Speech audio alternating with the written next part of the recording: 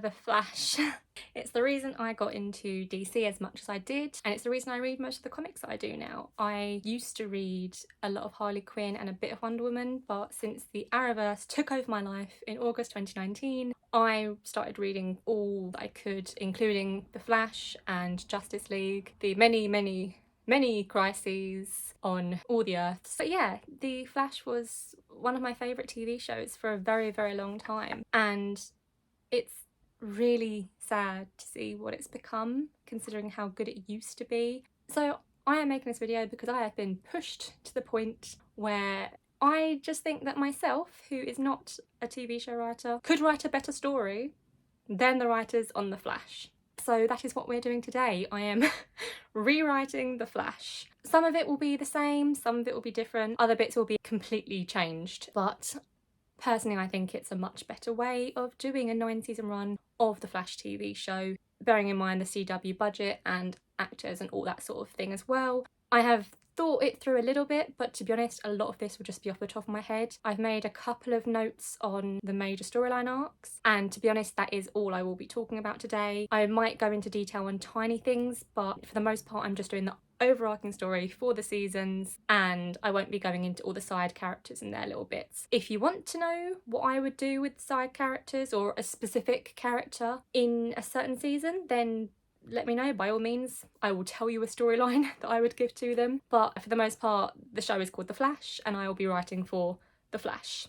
And by writing, I mean talking. I haven't written superheroes before, but I know comics, so we're doing this. So just to start with a recap, The Flash went on for 9 seasons. At the moment, as I am recording this, The Flash is on season 9 and it's on a small break at the moment. We've just finished the Red Death arc. Oh! Spoiler alert! Probably should mention, there will be spoilers in this video because I will be discussing things that happen in the show as well, up to now really. So everything up to midway through season 9 I will be discussing to talk about what I would change. So if you haven't seen the Flash TV show and you want to, please don't watch this video until afterwards, unless you don't really care about spoilers. And I would recommend watching the Flash if you haven't, at least up until end of season 4. You can go to season 5 onwards. Watch the show, just watch the show. So as a quick recap of the overarching storylines of The Flash seasons 1 to 9, season 1 is Reverse Flash, season 2 is Zoom, season 3 is Savitar with Dr. Alchemy as well. Season 4 is The Thinker. Season 5 you have Cicada, Cicada 2 and Eobard Thawne again. So season 6 you've got Bloodwork and Mirror Mistress / Mirror Monarch. Season 7 you had the single worst season of television I have ever forced myself to sit through. You had the Forces storyline and then Godspeed. Oh, 3 episodes of Godspeed. Season 8, you have quite a few villains all squished in. Despero and Reverse Flash in Armageddon. Then you've got the Deathstorm arc. And then you have the Forces again. But the negative ones this time, because that's a thing. And in season 9, you've got Red Death, which we've just finished. And we'll be going on to Cobalt Blue. So that's just a quick recap of what actually happened in the show. Now let's get on to what I would have done. So without further ado, season 1. To be honest, seasons 1 to 4, I wouldn't really change much in general. Season 1, I would add in more CSIs.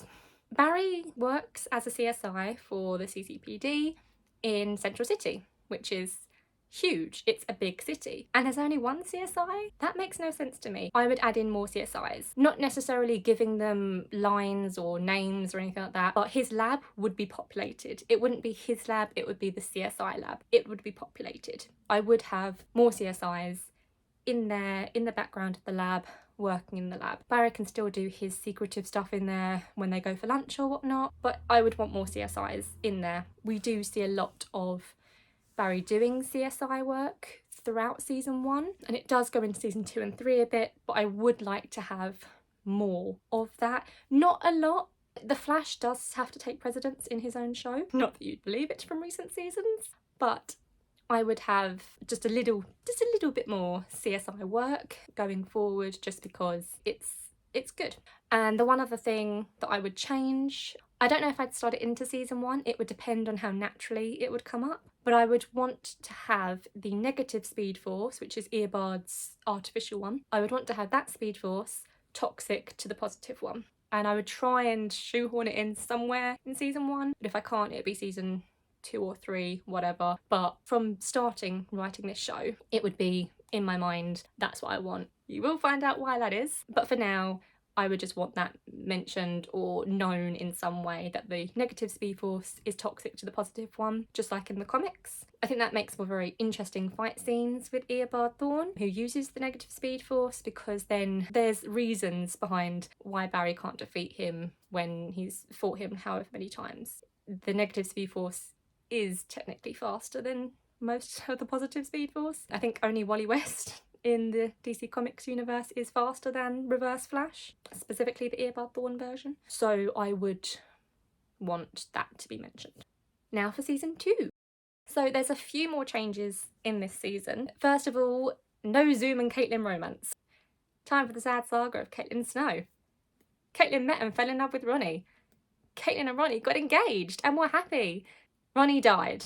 Caitlin was really sad and stoic for the 9 months and I want to say 4 more months that she thought Ronnie was dead. For the entirety of season 1, she was sad and stoic, understandably so, because her fiance had just died. Then Caitlin finds out Ronnie's still alive. Everything is well again. Caitlin and Ronnie are together and happy. Caitlin and Ronnie get married. Then, that very same day, Ronnie dies. Again. And then the next season, somehow she's not sad at all about it and she's just happy to go off into a new relationship. That doesn't add up to me. So no Zoom and Caitlin romance. Caitlin's not ready for that. Don't try and push a romance on a person who's just lost the love of their life twice. I wouldn't want a romance for Caitlin at all throughout the second season at least. Zoom, on the other hand, I don't mind so much him falling for Caitlin, but not in a real way. He's definitely not a man who knows what love is, and that's understandable given the fact that he's a psychotic murderer. So it's okay for him to fall for her, but I don't want her to reciprocate those feelings. But she would potentially fool him into thinking that she reciprocated those feelings. The next thing I would change is Zoom's plan and his motive, just altogether. So I would still have Zoom in it and it would still be essentially the same story, but the main part of it would be different. Zoom's plan is non-existent. I'm sorry, I know everyone loves Zoom, I know he's a classic villain, and that is mostly, I think, due to the fact that he looks utterly terrifying. The man looks insane and terrifying, at least in the Zoom get-up. In the Jay Garrick get-up, it looks pretty darn good. But as Zoom, terrifying. So I get why he's everyone's favourite villain. He's a big threat to Barry, he's scary, I get that.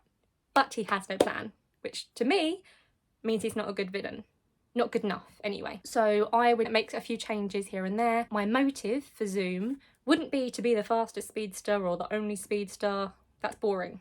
I would have his motive being his cure. As everyone who has watched The Flash season 2 knows, Zoom is effectively dying because he used the velocity serum to give himself more speed.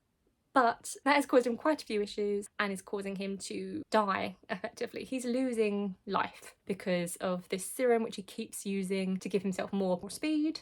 So I would have his motive being a cure. He would be looking to find a cure for himself. That means that it's much more internalised and deep as a motive. He is looking to survive. I don't think there's a bigger motive than survival, whether it's of yourself or your friends or family. I think that is the biggest motive a villain can have, because you can sympathise and empathise with that, and it's understandable. Even if you don't agree with how he goes about things, you can understand that he's just a man who wants to live.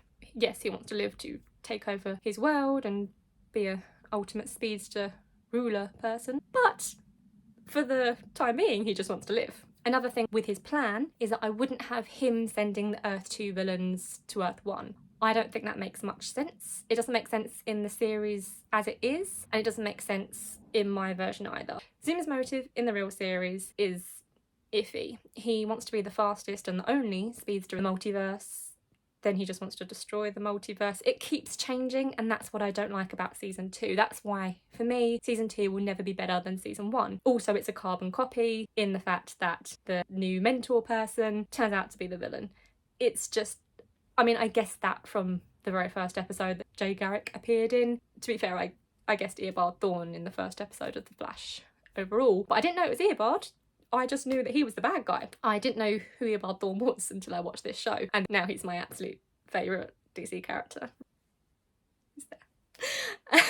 So yeah, I wouldn't have Zoom sending the Earth 2 villains to kill Barry because it doesn't make any sense. I would have the Earth 2 villains leaving Earth 2, perhaps Zoom when he was travelling through the multiverse to get from Earth 2 to Earth 1. Maybe he left a portal open somehow and the Earth 2 villains escaped. I would have them trying to go to Earth 1 to make a new life for themselves, still as an evil villain, but to make a new life for themselves because Zoom is terrifying. While Earth 2 metas who moved to Earth 1 aren't working with Zoom, they're trying to escape him, I do think Zoom could still have his Earth 2 metas who work for him, like Reverb and Black Siren.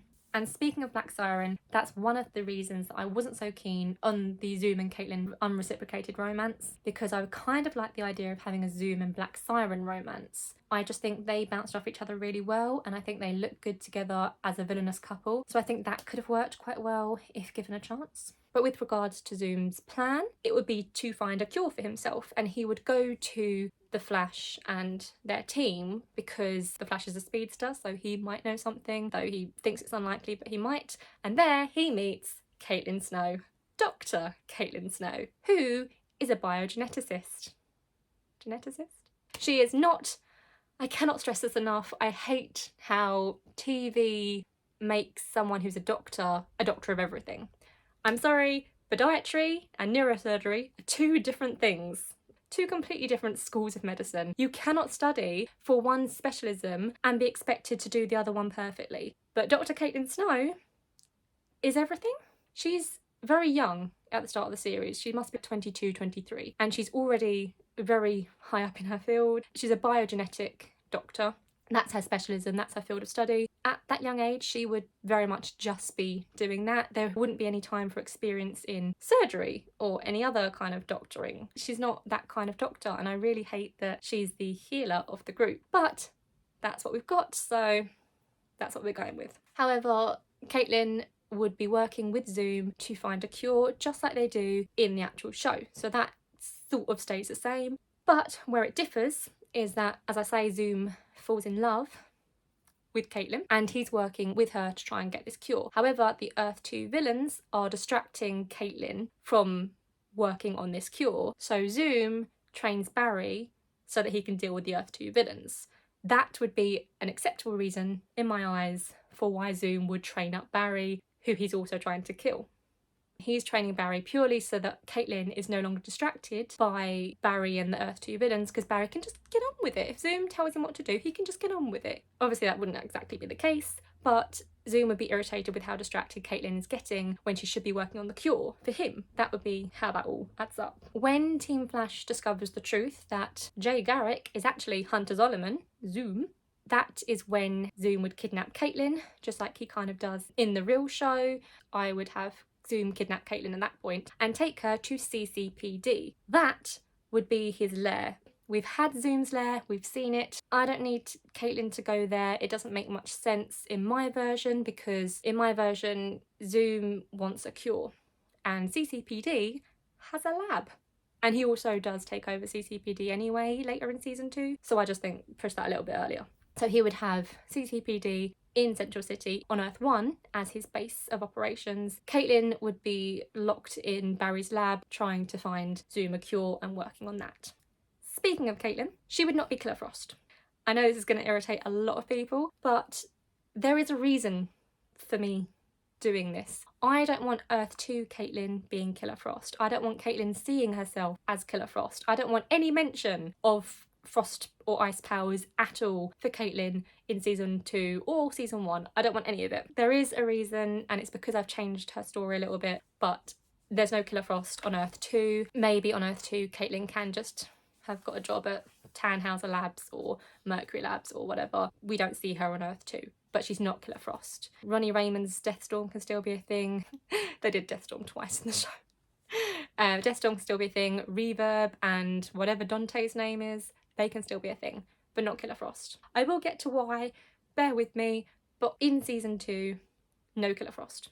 My last change on season 2 is Patty Spivot. Now, I loved Patty. We all know that Barry's going to end up with Iris. We all know that. We don't need a reminder every day. And to be honest, it kind of annoyed me in season 1 that they did this whole will they, won't they, while they were both in separate relationships. And it just got annoying. So in season 2, in the real version, Barry gets with Patty Spivot. And I actually thought, when I was watching this, I know they're not going to last, but for now, they're a cute couple, and I quite like Patty. She was good at her job, she was plucky, she was courageous, she was great. But I think she should have been a CSI, like she is in the comics. In the comics, Patty was a CSI, and her and Barry didn't get along at times, but then they did, and then I think they got along a bit more. But either way, she was a CSI, and that's how I would have her in the show. In the show, I know she does go off eventually to become a CSI, but we never see her again or hear from her again or hear about her again. And I think that's a missed opportunity. I think it would be healthy for Barry to have an actual relationship before he's with Iris. We had Linda Park very briefly in season 1, but Iris kind of screwed that up for Barry, sort of on purpose. So I think it would be nice if, like Iris in season 1, Barry had an actual relationship in season 2. I don't think what we had with Patty was enough. And I know that there were behind the scenes influences as to why Patty was gone, I think midway through the season. But in my version, we're just doing best case scenario. Patty stays for at least 2/3 to the whole season. Even if they break up by the end or before the end but are amicable, I would still keep her for the whole season and have Barry with her, just because I want Barry to have some relationship experience before he's with Iris, because he's been pining after her since childhood and not bothered with anything else. And he didn't really get much out of the Linda relationship, which was very abruptly ended. There's a potential as well to have Patty as the supervisor of the CSI department in CCPD. I think that would be quite interesting as well, to see her and Barry's dynamic with her as his boss, effectively. Whether they're together or not, I think that would be quite interesting. On to season 3. Probably about the same amount of tweaks in this one as season 2. First of all, Flashpoint. I would make it longer. I love the Flashpoint story from the comics. I love the Flashpoint Paradox film. Overall, I love the Flash story. However, the Flash TV show didn't exactly give us much with that. And not just because we only had a single episode.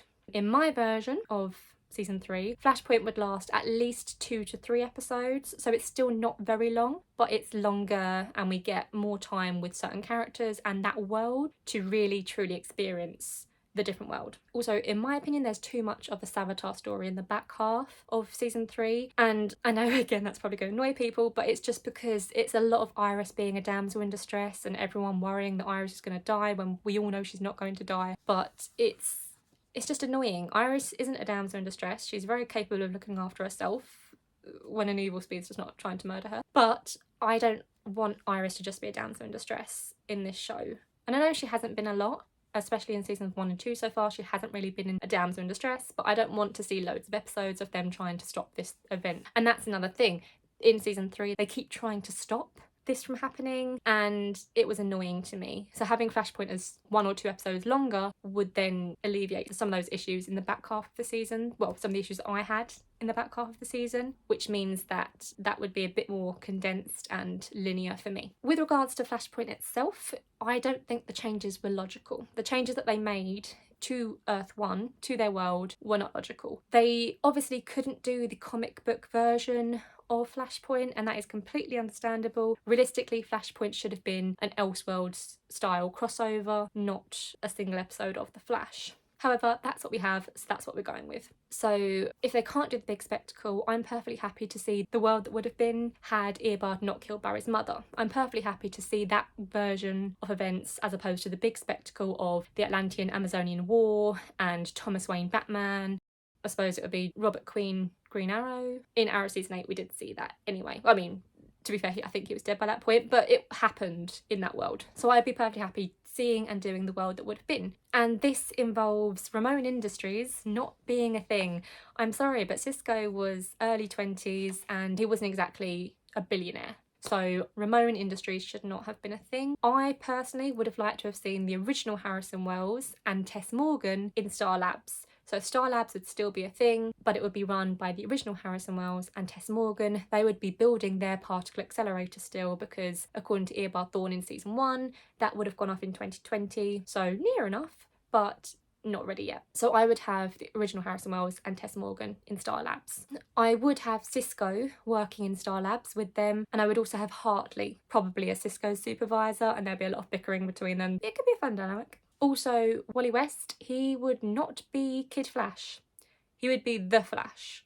So I know that we're probably never going to get a chance to see this version of Wally West as the Flash, and he's the one that a lot of people actually grew up with. I didn't, I grew up with Barry Allen, but I know of Wally West very well. I have read comics with him as the Flash, so I would have Wally in Flashpoint being the Flash. How he became the Flash and how any metas are around, I don't know, because the particle accelerator wouldn't have gone off until 3 years later. Maybe that does just happen earlier in this particular version of reality because things have to be altered in some way. But either way, Wally West would be the Flash, and he could still be working with Iris as he did in the original Flashpoint in the TV show. And here is where we come to my wait for it moment from season 2. In the Flashpoint world, Caitlin Snow would be Killer Frost.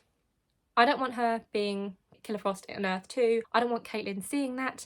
I want Caitlin Snow to be Killer Frost in Flashpoint.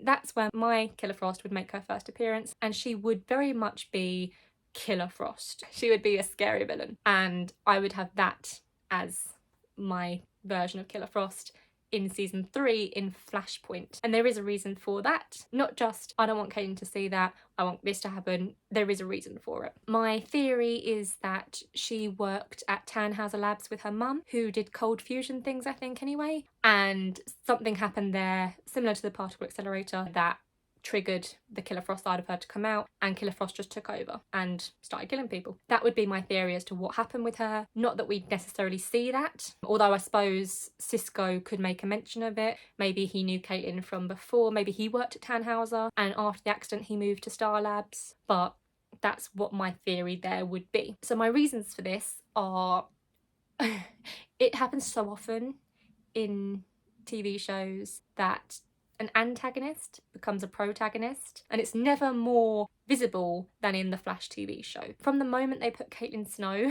on Team Flash, they knew they were going to have Killer Frost as a protagonist, because you can't have someone who is a sweet, lovely person become an evil villain. So the way they did it by having the split personalities made sense, sort of. By season 4 it made sense. In season 3 it did not make sense. And I just don't like antagonists becoming protagonists without enough of a reason to do so. I just don't like it. It can work, and to be honest, one of those things will happen in my version, but not now. This is not happening. So I want Killer Frost to be Killer Frost. So the reason it's happening now in Flashpoint is because Caitlin gets her ice powers in season 3 after Barry reverses Flashpoint. Well, technically Eobard reverses Flashpoint. So in season 3, that's when Caitlin gets her ice powers for the first time and sort of hides it from the team. And that's after Flashpoint is reversed by Eobard Thawne. So that just makes more sense to me as to why Caitlin's powers would suddenly be triggered in season 3. I think they were going for it's a timeline change shenanigan, but because Caitlin's not a meta and there's no reason for that to have happened, it doesn't make sense to me. And also, the way they did it originally was that Caitlin just turned evil. They didn't have it very clear that they were two distinct personalities, because they weren't. It was just Caitlin who had glowy eyes, and then she just became evil and started trying to kill Barry, and then realised she couldn't do it. So in my version, Caitlin still gets the ice powers as Killer Frost starts to emerge, and her eyes will glow, but that's it for now, apart from her lips sort of turning a little bit blue. I don't want bright blue lipstick, I just want a sort of faint blue on the lips over the sort of natural pink that she has, because Killer Frost is cold, and I want Killer Frost to slowly emerge. But initially she would just look like Caitlin with glowy eyes until she becomes who she really is and fully emerges later on in the season when she worked with Savitar. So yeah, they would have separate identities from the start, and it would be two distinct personalities inside of Caitlin's head due to the experiments her father did and all of that. That storyline would be the same. My version, I just think, makes more sense as to why things happen and how things happen, and the fact that they're two different people. And at the end of season 3, Caitlin would still disappear as she does in the real show. I didn't like that in the show because the whole I'm not Killer Frost and I'm not Caitlin, I don't know who I am. I didn't like that. I think Caitlin's just going to disappear because essentially when Killer Frost fully emerges, she will take over Caitlin's body and Caitlin won't have a say in what happens. But Caitlin will still be watching, effectively. She'll know what's going on. And I think that's going to scare her. That would scare anyone, someone using your body to be a murderer. So I would have Caitlin at the end of season 3 take over her body again and become the dominant mind in her body, and she would leave so that she can try and figure out how to stop it from happening again and how to sort of keep Killer Frost at bay inside of her. That's why she would leave, not so that she can figure out who she is, because that's stupid, but so that she can figure out how to cope and manage having 2 identities and all of that. So those are my changes for season 3. On to season 4. So season 4, it's still the Thinker as the overall storyline. Seasons 1 to 4 basically are the same, just with these few minor tweaks. So I will start with Caitlin and Killer Frost again, because this will be a storyline in season 4 for me, but a different one to what they had in the show, because I wasn't so keen on how they handled it, considering it was fresh off of season 3. I started watching the Arrowverse in August 2019, and by the end of that month, I had completed everything that had ever aired on the Arrowverse. It was a good month. And I was working full time. I don't know how I did it. No one knows how I did it. So I was watching things in very quick succession. So I had a very fresh memory of things that had happened before. So for me, it might hit differently than for someone who watched it when it was airing originally. The whole Caitlin Killer Frost issue, whereas I would want it to be a bit more of a storyline that I can deal with rather than something that has to be retconned immediately. So Caitlin and Killer Frost would be a storyline in season 4. As I say, at the end of season 3, she would run away to try and figure out how to cope with everything because she doesn't want to hurt her friends. Her biggest fear is that Killer Frost will emerge and kill her friends. She doesn't want Cisco or Barry or anyone getting hurt because of her. That's why she ran away at the end of season 3. In the beginning of season 4, she is herself. Caitlin has successfully managed to get rid of Killer Frost. And the way she does it is going to annoy some people, but I think it will work because of another tweak I've made. So in the show, Amunet Black gave Caitlin this device, which was supposed to split her from Killer Frost. It didn't work in the show. However, in my version, it would. But this device would split her entirely into 2 separate bodies. But Caitlin would not know that. Caitlin would just think that Killer Frost has gone and her devious side has left her and she's free to be herself again. But what actually happened was that the 2 split into separate bodies, and I know that's going to annoy people because people didn't like the separate body story from, I think it was season 6 that they split for the first time, may have been 7, and I know people didn't like that. I personally did, just because, as I said before, Caitlin's a good person, Killer Frost's a bad person, and also there's the issue that if you put Killer Frost in prison, Caitlin then goes to prison as well, and I don't think that's very fair. So the way they brought Caitlin into the show in the first season, by making her this kind and lovely person who has no reason to turn evil, it kind of ruined the whole aspect of her being Killer Frost. So this is why I've done it this way, where they are 2 distinct people in her head from the start and then they split in season 4. So Caitlin doesn't really want to go back to Team Flash at the start of season 4. You can still have the Cisco and Caitlin in the bar scenario where he pulls her back in. However, Killer Frost is working for Amunet Black very happily. She is a murderess. She's perfectly happy to do anyone's bidding if they're going to pay the right money. So basically Killer Frost is a mercenary for hire and mostly working for and with Amunet Black. Speaking of Amunet Black, in my version, she's not as cheesy. I think it's okay to have cheese in a comic book show. The comic book genre in general is very cheesy. That's just how it is. But it doesn't work with Amunet Black, it's just too much. No hate to the actress, she did her best with what she was given, and she was probably directed to be that way, to be honest, but for me, it was too much. Season 4 was the more comical season, and I think that was needed after the very deep emotions that we had in seasons 1 to 3. As any season progresses, it generally gets more gritty, apart from Legends, which went the other way, but Flash needed the season 4 comic relief, I think, but not from Amunet Black. Amunet Black should have been a gritty, hard, badass woman. That's what I think she should have been. Fair enough to her backstory being a flight attendant and then she gets that metal hand thing and does all that. Fair enough to that, but in her person, I think she should have been a much more harder personality. So, as I say, Caitlin doesn't initially know that Killer Frost is still alive and working with Amunet Black, but she will find out because Killer Frost was created with the sole purpose of saving Caitlin, and that will still be in her mentality. That will still be there, that she wants to save Caitlin, or at least she just feels a need to save Caitlin. So she will be watching her from time to time just because Killer Frost feels As much as she is a murderer and all of that, she also wants to have that family connection that she was refused for all those years because she was tucked away in Caitlyn's head. And so she wants to know Caitlyn a bit more, but she's too afraid to go up to her because she's Killer Frost and Caitlyn will be terrified. So she does watch her from time to time, and one episode in the first half of the season, let's say Caitlyn gets mugged or something and Killer Frost saves her by killing the guy probably, but Caitlyn is safe. And that is how Caitlyn finds out that Killer Frost is not only alive, but isn't planning to kill her.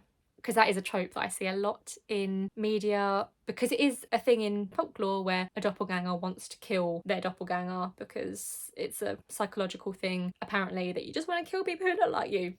I don't get it, but apparently it's a folklore thing. I just don't like that trope in TV. It doesn't work for me. So yeah, Caitlyn discovers that Killer Frost cares. So basically, Caitlyn and Killer Frost's storyline for the season would be a story of sisterhood from afar. And Caitlyn will try, in vain mostly, to get Killer Frost to leave Amunet Black's organisation and come home effectively and be her sister. And Killer Frost saves her, but that's about it. I do want later in the season, probably about 2/3 of the way through, for Barry to have some evidence given to him at the lab, because he's still doing CSI stuff all the way through the series. He's given some evidence in the lab at CCPD for a murder investigation, and that evidence is supposedly the murderer's DNA, except the DNA he analyses links directly to Caitlyn. So naturally he goes to Caitlyn immediately with that and hides it from the cops. That would be how Team Flash finds out that Killer Frost is very much alive and in her own body. So whether Barry destroys the evidence or puts it on file as Killer Frost, I don't know, but I think it would be interesting to have a trial of Killer Frost type thing at some point in the series, but with Caitlyn as the one on trial, and Killer Frost has to battle in her head as to whether she will save her sister from the fate that she has put her in, or whether she will just let her go to prison for herself. I haven't put that anywhere at all in my plans for any season. That's just something that I would be thinking of. I don't know really where the best place to put it would be, because in season 4, obviously Barry goes on trial, so it'd be kind of weird to have Caitlyn go on trial as well. Maybe they could do that Caitlyn storyline instead of Barry, but I think the Barry storyline kind of works, so I don't really know. And final thing on Killer Frost storyline, she would not be associated in any way with the Thinker. The Thinker storyline is completely separate from the Killer Frost storyline. That storyline wouldn't need to have anything on the Thinker storyline. The Thinker storyline is the main one. That's basically a season subplot. It doesn't need to be connected because it shouldn't be. And speaking of the Thinker, I wouldn't really change anything with his storyline overall. I know people really hate the body swap issue, and it does go on for some time, but personally I think it makes sense with his whole plan, and so I would keep that in. And I cannot think of a way to get around the length of time it takes and the amount of body swapping. Perhaps if he swapped into one body and absorbed the powers of everybody else as he went, and then swapped into Ralph, that could work maybe. But in general, I don't think I'd really change that, because I don't really know the best way to go around that. Another change that I would make to season 4 is Iris. A lot of people were irritated, and I think understandably so, that after season 3, when Barry left to go into the Speed Force and then came back in season 4, Iris was suddenly leading Team Flash. I have an issue with that because A, I hate when love interests are connected more to a superhero's world than they are to their own, and B, it made no sense. If anyone was going to be leader of Team Flash while Barry was away, it would be Cisco, who's been there the longest, so that makes no sense to me. So what I would do with Iris is have her at CCPN. I don't know when she quit her job. I think it was somewhere between seasons 3 and 4. But at some point she quit her job and started her own newspaper. Scrap all of that. In my version of the story, Iris stays at CCPN and works her way up as a reporter there. And that is because I hate when characters in TV shows just get things because they're a main character.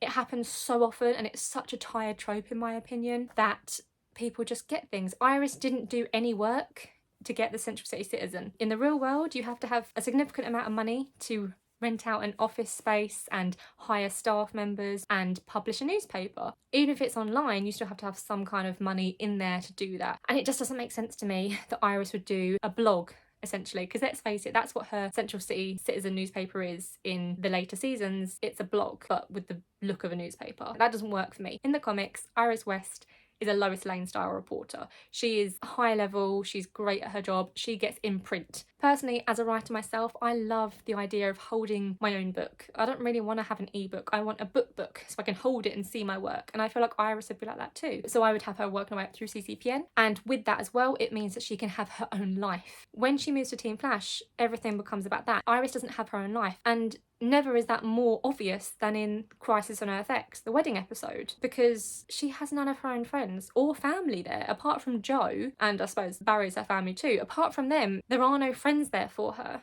She has nothing and no one. Her bridesmaids are Barry's friends, which makes no sense to me. And on the hen night, they're Barry's friends. She doesn't have any of her own. I think it would be better at CCPN with Linda Park and other characters, especially Linda. I love Linda. Why couldn't she have had some more interaction with Iris? And I do think that the Hen Night episode, Girls Night Out, which I know everyone hates, but I think that style of episode would have worked better if it was Iris. Sure, Caitlin and Felicity can be there because she will be friends with them by that point, but Iris, Linda, maybe another CCPN friend, and they are dealing with all of this, because I just think that it'd be hilarious to see the responses of, maybe not Linda because she knows about Barry, but the other friend, the one friend in that group who doesn't know that Barry Allen's the Flash and that Iris is marrying the Flash. She doesn't know any of that. Just see her reactions to that Narbok guy and all the rest of the stuff that happens that night. I think that would be a bit better than what we got. I could be wrong, but really, could it be worse? So yeah, I just think that Iris just suddenly having a media empire of her own doesn't work, and I would have her work her way up through CCPN from a low level reporter up to the top level over the seasons. I want to see her career progress, not for her to just get things because she's a main character. I mean, if you think about season 8, she went from having a blog in a tiny little office to having a massive media empire in a matter of months.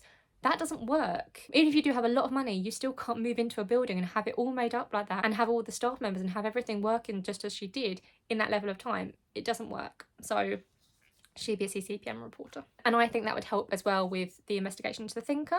I think Iris could use her investigative skills that we will have seen for the past 3 seasons anyway to help Barry with the Thinker. I think she would be able to look into him from a journalist viewpoint. She'd be able to do investigating on that side while Barry does the Flash investigations. Kind of like the Superman and Lois thing where they have 2 separate ways of going about the same problem, but it works in Superman and Lois. In the Flash, I don't think it works because Iris is on Team Flash and she shouldn't be. Iris has her own life and her own story. She deserves her own agency as a character. My next change for season 4 is something that I think most people will actually quite like, regardless of what you thought of the rest of my ideas so far. Cecile will not have powers.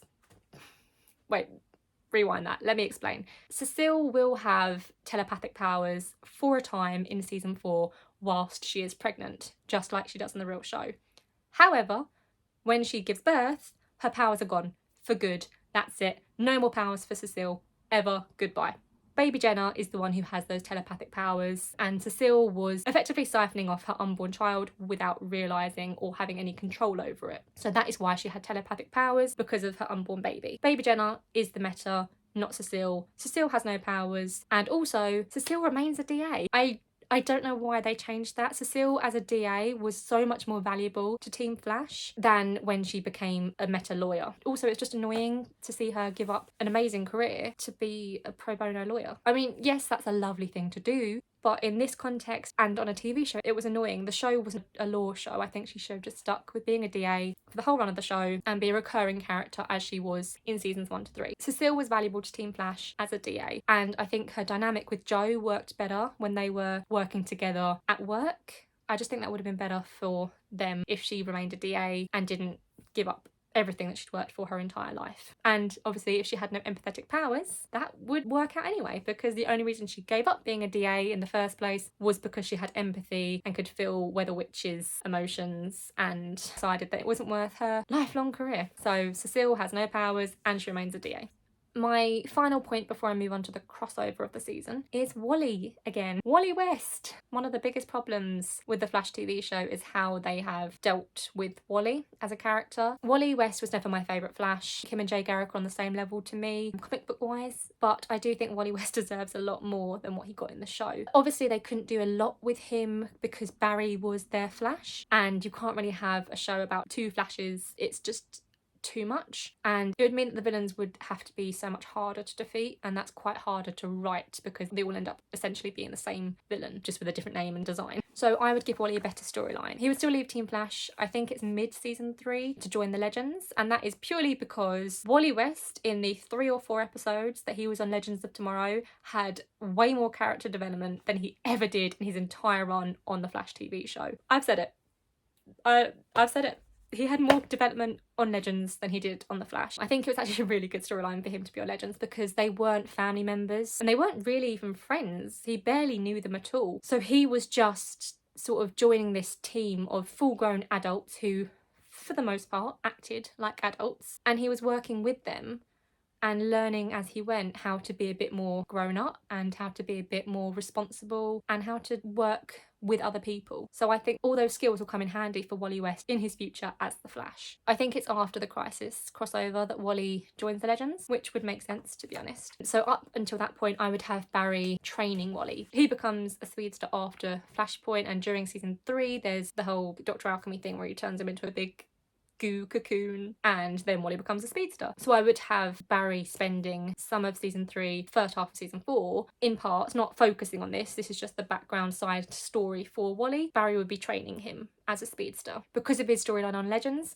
maybe Wally isn't taking it seriously enough, maybe he's thinking that he knows best, and Iris, Barry, Joe, they're sort of half letting it slide, but Wally isn't listening to them properly when they don't let it slide because they're family and friends, and you don't always listen to family and friends when you're a kid. And unfortunately Wally is kind of a kid in this show. They did make him very childish at first, but I think he's supposed to be a young adult, so I think he's about 20 maybe, I'm not sure, correct me on that if I'm wrong, but he is supposed to be a young adult, I believe, but he does act quite childish, although not as childish as some other young adults will meet down the line. So yeah, I would have Barry training him for a bit, and then when he's on the Legends, obviously he learns how to actually work in a team and how to be a better speedster because of the lessons he's learned there. So I think that's a better storyline for Wally, at least better than what we got, because I do think they did Wally dirty in this show. And the final tweak for season 4 is about the Crisis on Earth X crossover. I've already mentioned that Iris would have her own family and friends there, and by family I know Joe's there, I know Barry's there, I mean in the pews all you see are Barry's friends and obviously some random people who are extras. I would have Iris mention Aunt Agnes or whatever, maybe Joe's speaking to someone in the crowd in the back of a scene, something along that. Maybe Iris is hugging someone in one scene before she starts talking to whoever the scene is with. Just something to show that Iris does have her own family, her own friends. And also her bridesmaids would not, under any circumstances, be Caitlin and Felicity. They are Barry's friends. She barely knows Felicity. If you really think about it, she barely knows Felicity. Felicity, when she visited Barry in Arrow at some point, when Barry was in his coma, she heard about Iris, but she never met her. She didn't really meet her a lot, and to be fair, they haven't done enough crossover with Felicity to warrant her being a bridesmaid of Iris. And Caitlin, Iris barely knows really, because again, she would be with CCPN, Barry would be with Caitlin in Team Flash. 2 separate worlds. Iris needs her own friends. But the main thing with the Crisis on Earth X crossover, I'm really sorry to say it because he's my favourite character in the entire pantheon of DC characters, Reverse Flash should not be there. I'm sorry, but Reverse Flash as Reverse Flash doesn't work with Overgirl and Dark Arrow. It should be Blitzkrieg, the Nazi version of Barry Allen from Earth X in the Arrowverse. There are 3 animated movies that are canon to the Arrowverse. There's a Constantine one, a Vixen one, and the Ray, who we do meet in Crisis on Earth X. The Ray is his prequel movie to the crossover, and Blitzkrieg is the Barry Allen of the Earth X universe, and he's a much better idea. I don't know why they did Reverse Flash at all. I love Reverse Flash, but he shouldn't have been there. Why did Earbuds suddenly decide to become a Nazi? No one fucking knows. It's never explained. It doesn't make any sense. I would have Blitzkrieg in Reverse Flash's place because the Reverse Flash used, they very clearly state, is Earth 1 Reverse Flash. So it doesn't make sense in any capacity. Someone try and explain it to me. So Blitzkrieg should be who is used. not Reverse Flash. So seasons 1 to 4 are essentially the same, just with some minor tweaks here and there to fix some storylines or to give someone a better storyline, in my opinion, but mostly they're the same. Seasons 1 to 4 of The Flash are my favourite seasons. They're the ones I view as the best of The Flash. After that, I think it goes downhill quite steadily and then quite quickly, but seasons 1 to 4 are peak Flash for me, so I wouldn't really change too much about them. Now, moving on to season 5. So in the original season 5, you've got Cicada as the main villain for the most part, then Cicada 2 joins in somewhere maybe halfway, 2/3 through the season, and halfway through the season as well you also find out that Eobard Thawne is involved somehow, and then by the end you find out he's the mastermind behind the whole thing and he's really the main villain of the season. In my version, technically we're keeping all 3 of those the same, but there are differences. Cicada 1 will be the first villain we meet as Orson Dwyer or something like that. So Cicada 1 is the first villain we meet and he is the one that we will think is actually the big bad for the season. So it generally starts the same way as season 5 did, in that season 4 will end the same way, in that a mysterious hand helps Barry to smash a satellite after rewinding time. And then season 5 still starts off, and I regret saying it already, season 5 does start off with Nora being properly introduced to us, except in my version she actually is called Dawn. Another trope I hate in TV and film is characters naming their children after themselves, because it's just reeks of narcissism and egotism and I hate it, and also it's unnecessary. So I would still have her name as Dawn and Bart eventually as Don. However, there are changes with her and I will get to her in a minute. First of all, let's just do the overarching story. So Cicada is initially the main villain and he's basically the same as what we see in the real Flash. He's just a serial killer who goes around and kills people who are metas, just because they are metas. His whole reason for being a villain is just bigotry, and I don't like it, but we're gonna go with it. Bigotry does happen in the real world. There are a lot of scary, horrible people out there, and it's just not fun. I don't really like to think about what they would do if they had superpowers, so I don't like villains who just have bigotry as their motive, but on this occasion we're gonna go with it. So my real villain of the season will be both Cicada 2 and Eobard Thawne working together.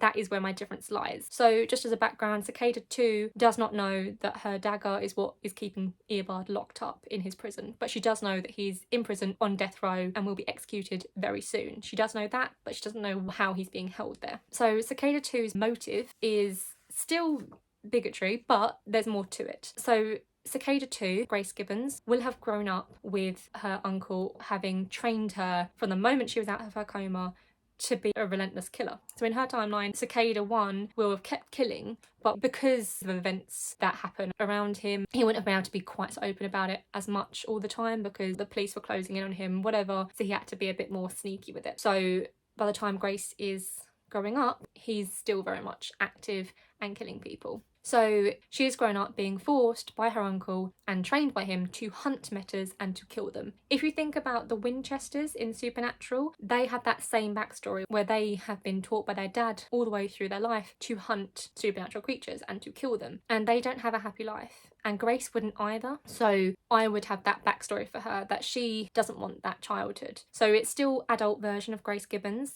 but she works with Eobard Thawne because he can teach her how to time travel, because her plan is to carry on with the same plan that she does in the real show, but her plan is to give herself a better childhood. So she wants to go back, kill all the metas from the off, from when her uncle's starting out, so that she and her uncle can have a happy life together. Granted, it's still mass murder. I'm not condoning anything that she does, but I just think that that would give her more of a sympathetic background as well. I think not all villains have to be sympathetic. Some people are just evil bitches, but I like to see something that you can understand and relate to in a villain, even if it is just something small, like wanting a better life. So perhaps she is locked up in prison herself and Eobard helps her escape. Perhaps she just goes to visit him and he tells her how to build a time sphere. I haven't really thought that far into it, but somewhere along the line in the future, she and he work together to send her back to the past that she can do that. And she doesn't really mind working with him because A, she knows that he's going to be executed soon. And B, she just figures that he'll die anyway when she sets off the meta bomb. She doesn't necessarily know that he's from the future and therefore he wasn't there in that time period.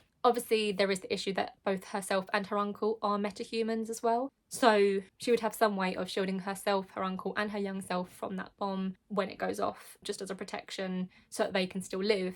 But as in the real series, Cisco is relentlessly developing this metahuman cure with Caitlyn's help, and they get Orson to take this cure because he sees now how Grace has turned out. He sees how she's grown up and he doesn't want that life for her either, but he doesn't want her to become a mass murderer in order to do it. He was hoping that he would complete it all before she got out of the coma. So he then goes along with Cisco and Caitlyn and Barry and does all of that to cure himself so that he doesn't have to be a killer anymore and that Grace doesn't have to be a killer ever. He doesn't want that life for her either. So it is the family love that those two have for each other is still very much present. I was considering making Orson just an evil bastard, but I like the backstory they gave him in season 5 where he didn't want Grace, and then suddenly when she got hurt, he did. He wanted her to be safe and he wanted her to be well. That is his sister's child and he wants to look after her. I like that story and I don't want to change that, and I think it works with Grace's desires as well. So they want the same thing effectively, but they're going about it in different ways because Orson's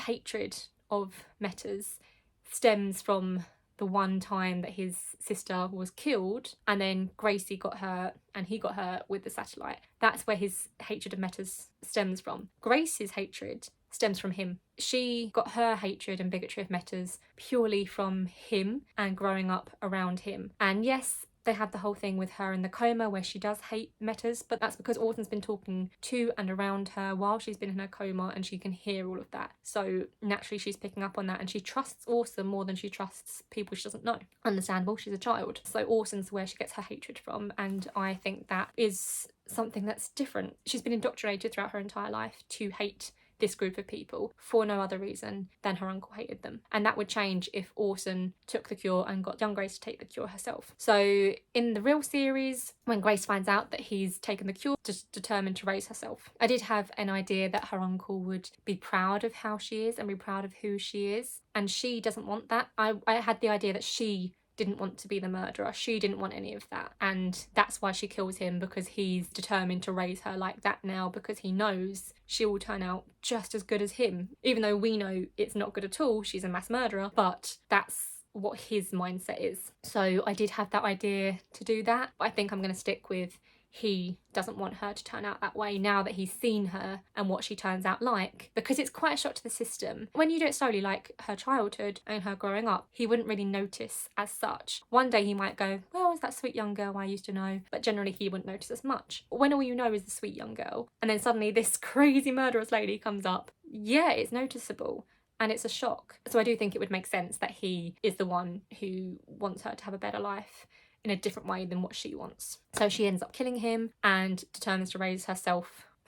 So she'll still have the life she wants and she'll kill all the metas. So she gets everything she wants except her uncle. And then, as in the original season 5, they defeat Cicada, and Ralph is concerned about why Eobard Thawne is so concerned with the dagger, which I thought was genius. At the time I watched season 5, I was like, well, hold on a minute, why is Eobard helping her? Come on, guys, there must be a reason. It's Eobard Thawne. Everyone was just tossing it under the carpet, not caring. Ralph was the only person who understood, and that is the reason that I decided I liked Ralph. I hated Ralph when he first came into the show. All the way through season 4 I hated him, and then in season 5 I still kind of despised him, but by the end I was like, you know what, you go Ralph. And to be fair, when I rewatched season 4 and season 5, I like him now. I think it was just the comic relief aspect that I didn't like, but as I said, looking back, it does need that aspect. So they defeat Cicada 2, Eobard escapes prison, and Nora is erased from existence, just as in the original series. So that's the main sort of arc of season 5, and I do still have some tweaks.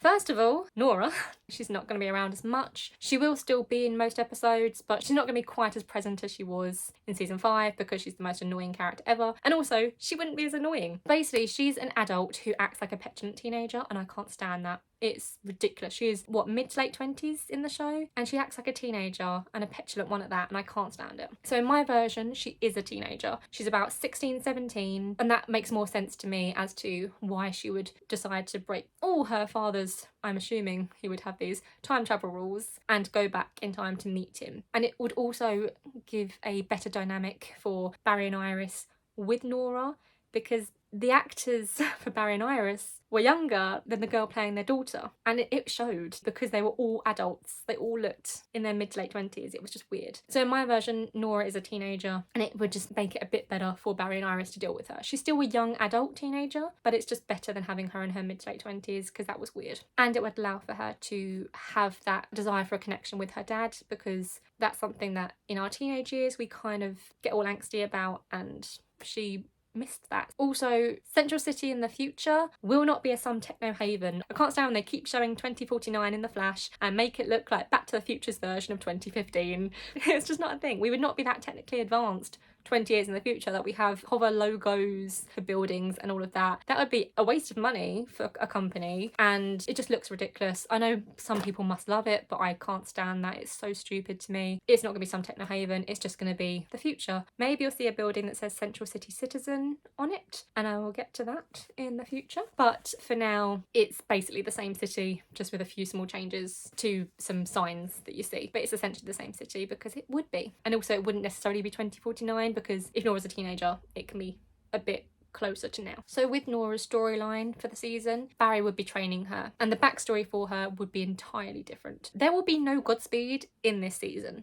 I'm sorry if you liked the Godspeed episode, but I hated it. That was not Godspeed. Just We'll get to Godspeed, trust me, we'll get to Godspeed. But for the time being, there's no Godspeed in season 5. That is not Nora's backstory. It never will be. Her backstory is changing. As I say, she's about 16, 17. So in the real season 5, they find out that Nora's been working with Eobard Thawne, and they read her diary, and it gives the backstory episode, which is the episode Godspeed. In my version, that sort of still happens. Team Flash find out that the reason Nora is in their time is because of Eobard Thawne, but she hasn't necessarily been working with him. Her backstory that they find out through reading her journal is that she had an accident in the future, and that shorted the power binding chip that she has in the real season 5. That's staying. In my version, however, Iris is beloved by Nora, and Nora is hurt that Iris didn't tell her the truth, but she understands because Iris explains that she was going to have the chip removed when she turned 18, and she just didn't want to tell her anything before that because it was too painful to speak about her missing / dead husband. And this is when Nora finds out that her father was the Flash. She did not know about this before this moment. So wanting to know more, she goes and visits the Flash Museum and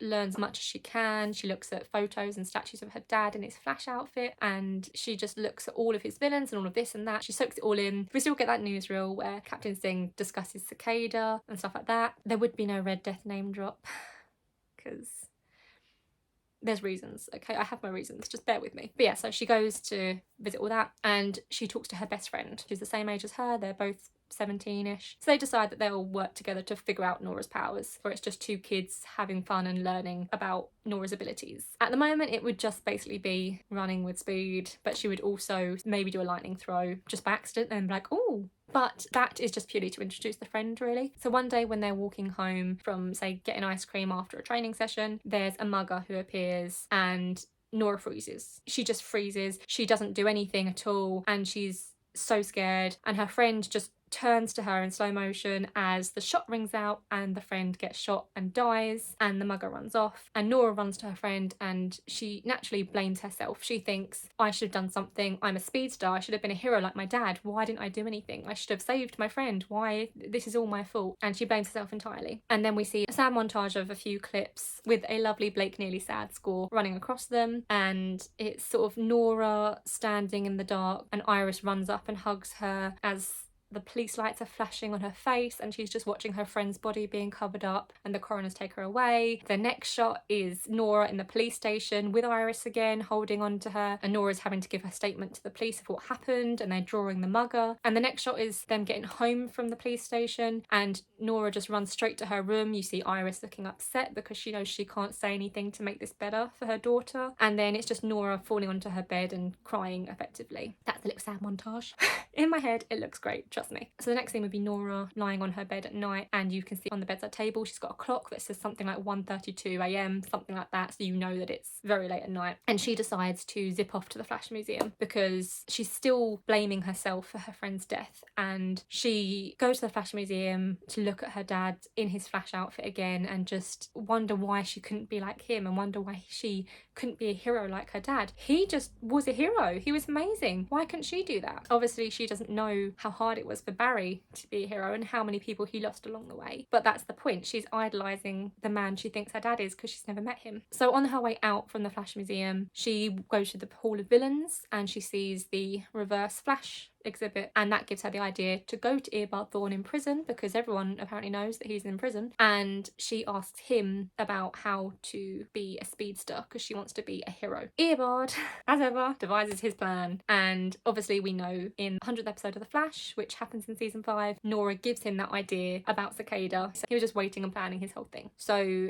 that's when Eobard says, oh, why don't you just go back in time and meet your dad? He can train you. And she's like, wait, you can do that? You can time travel? And so he explains time travel and how to do it through the Speed Force, and she does. Before she goes though, he does give her the idea of showing her dad, proving that she's a good hero by potentially going back to that particular moment when a satellite was falling from Earth and smashing it with him. So she does. And that is the only interaction that Nora would have with Eobard Thawne. I don't want her working with him because I thought it was just silly, and I definitely did not like negative Speed Force Nora. That was stupid in my opinion. I just hated that whole thing, so that wouldn't happen in my one. So yeah, that's the Nora issue done. Speaking of Eobard though, he'd be played by Matt Letcher. I love Tom Cavanagh in the role, I really do, but only in season 1 and in flashbacks to season 1, when it makes sense for him to be in the role. I don't like it from season 1 onwards, him being in the role. It makes no sense. And to be honest, from season 5 onwards, his acting got continuously more melodramatic with every season, and I'm guessing that was the directors saying to do it a bit differently, but I didn't like it. The Eobard we see in season 5 onwards is not the serious and sinister Eobard Thawne we see in season 1 or the Matt Letcher versions. The Matt Letcher version of Eobard Thawne is a little bit more fun-loving, and we finally get to see him smile a few times, but that's because that's a younger version of Eobard Thawne in most cases, apart from season 2 of Legends, which I think he did an amazing job, and I would have liked to have seen Matt Letcher do more of Eobard Thawne so that we can actually see him as Eobard Thawne, because he looked perfect for the part and he acted really well for it as well. Anytime Eobard is mentioned, unless it's season 1 or a flashback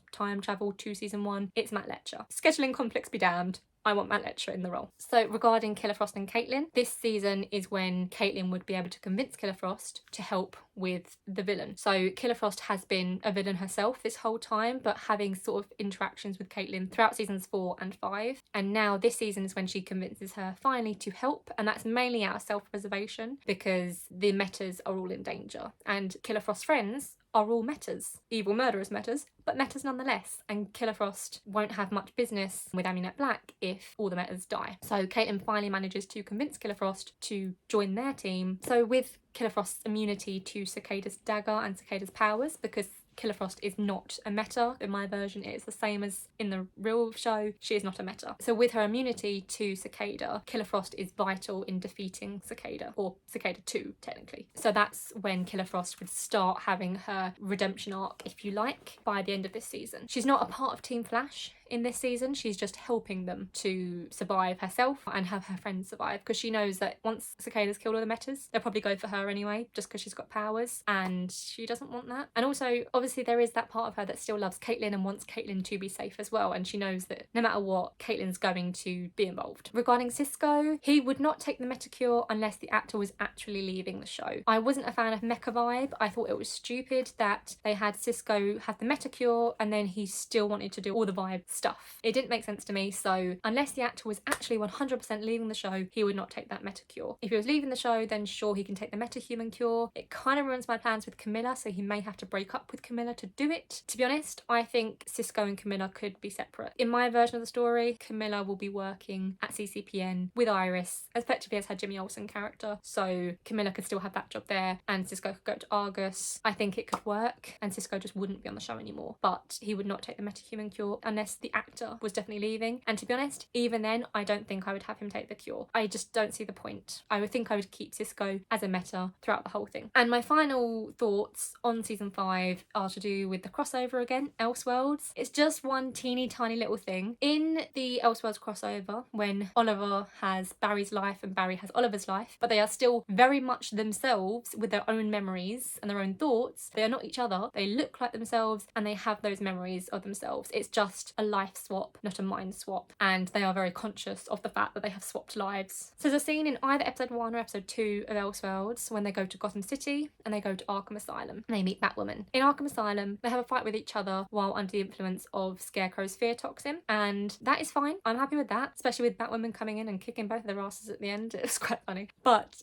my issue is Barry saw himself as fighting Malcolm Merlyn, who is the Green Arrow's villain, and Barry was the Green Arrow at that point. And Oliver saw himself fighting Eobard Thawne, who is the Flash's villain, and Oliver was the Flash at that point. My issue lies in the fact that that makes no sense.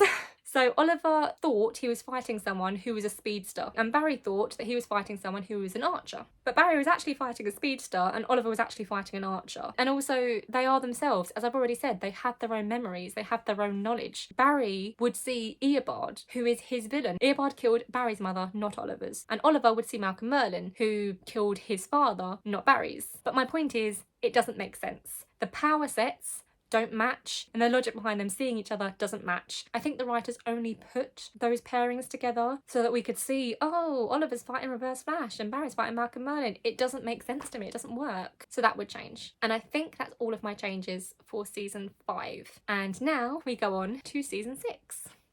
So the villains of season 6 in the original show are Bloodwork and then Mirror Mistress. So my version of season 6 will differ for a few reasons now. Going forward, for seasons 6, 7 and 8 at the least, my seasons will be 13 episodes long, not 20 odd episodes long. I don't think it's necessary to tell the stories that I want to tell, and to be honest, when The Flash started, having a villain for the week as the format worked really well, and that means there wasn't necessarily any actual filler because the overarching storyline was connected to the villains of the week. Season 3 is where the filler episodes become more obvious. It just gets worse from there. When you're doing a storyline that isn't a villain of the week storyline, it doesn't necessarily work having a long season because you can see the filler. Anyone can say that's a filler episode, as opposed to in the villain of the week format, that was part of the story. So in my version, season 6, 7 and 8 are 13 episodes long. So the first half of the season would be 6 episodes, then the back half would be 6 episodes, and in between that you would have a bridge episode. So it's not necessarily a filler, it would be a bridge. So it'd sort of round off that story and start that story. So it's like a filler episode, but not quite as bad as a filler episode because it still has some meaning to the storylines you've just seen and the storyline you're about to see. So just to get that out of the way now. So the first villain of season 6, in my view, will be Bloodwork. I think Bloodwork's a great villain. In the comics, he looks very different. So the end result of Bloodwork in season 6 does look the same as the comics for the end result, but the beginning result of Bloodwork is very different. He looks like an inside-out man. It's odd. So I like the way the show went with the weird black veins and all of that. My one thing with the design of Bloodwork is the black teeth. The black goo oozing from the teeth, I would get rid of that. That was disgusting and it doesn't really speak blood to me, it speaks goo.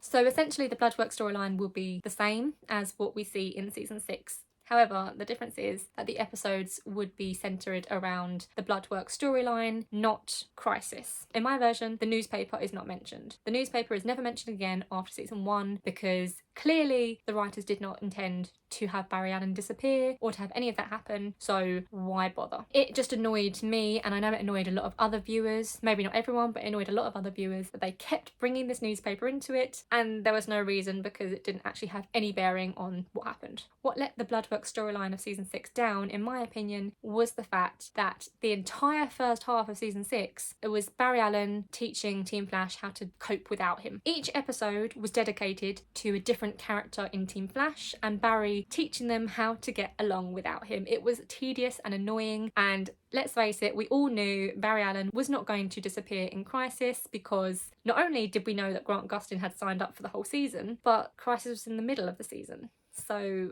it just wouldn't happen. And we also knew that Flash had been renewed for a season 7, so there would be no point in Barry Allen going missing. and Wally West wasn't in The Flash at that point, so people couldn't even have said, oh, well, Wally West could have been The Flash, because that wouldn't work unless he was in at least the back half of season 5 and then in all of the beginning of season 6, because otherwise he would just be coming in and taking the mantle from nowhere. So it just wouldn't work. So the only way I can see the newspaper working is if the newspaper changed and said Green Arrow missing in Crisis. That would be the only way I can see it working, and then Team Flash can still mention Crisis. It can still be an impending threat to them that they cannot do anything about, but the season of The Flash would be the Flash's storyline, not how are Team Flash going to cope without me when I'm totally not gone for the rest of the season. I think if it said Green Arrow missing in Crisis, that would be fine by me, but otherwise just don't mention the newspaper, don't show it, nothing. My next point about the Bloodwork storyline is that there would be a Caitlin Ramsey romance. Now, I hate romance for the sake of romance, and I said earlier that Caitlin was not ready for a romance in season 2, and that still remains. And I don't think she'd be needing a romance for the last 2-3 seasons either, because she's had that whole storyline with Killer Frost. And by the end of my season 5, when Killer Frost has finally started to work with Team Flash to save everyone from Cicada, Killer Frost wouldn't necessarily be part of Team Flash, but she and Caitlin would have a relationship formed by that point. They would be closer as sisters and just working together better, and they would see each other more. Obviously, Caitlin still wouldn't be happy about her sister being a killer, and she'd be trying to get her to come over to the light side, but the dark side has cookies, so what are you going to do? So Caitlin would have a romance at this point with Ramsey Rosso, because he is a respected doctor and shows him from before this season starts. Killer Frost, on the other hand, would not like or trust Ramsey, and Caitlin will accuse Killer Frost of that being because she's jealous that Caitlin's spending more time with someone else, but that's not the case, because Caitlin's always spent more time with other people than Killer Frost. What it actually is that Killer Frost just has this sixth sense that something's not right with Ramsey. Just like some people do, some people just get vibes off people that just aren't right. Killer Frost would have that about Ramsey. She just wouldn't trust him. And she'd be right not to, because before the season starts, I think this is in the actual season 6 of The Flash, that Ramsey already has become Bloodwork before the season, or at least before he sees Caitlin in that graveyard, but I cannot remember for definite. But in my version anyway, Ramsey would already be Bloodwork by the time the season starts, at least in the low level sense. In my version, Ramsey and Caitlin are working together to develop a cure for Ramsey's disease, because same as in the original storyline, Ramsey has inherited this degenerative disease from his mother and he wants to live. Fair enough as a motive, you want to live. That is, as I've said, a tip-top motive for villains. They want to survive.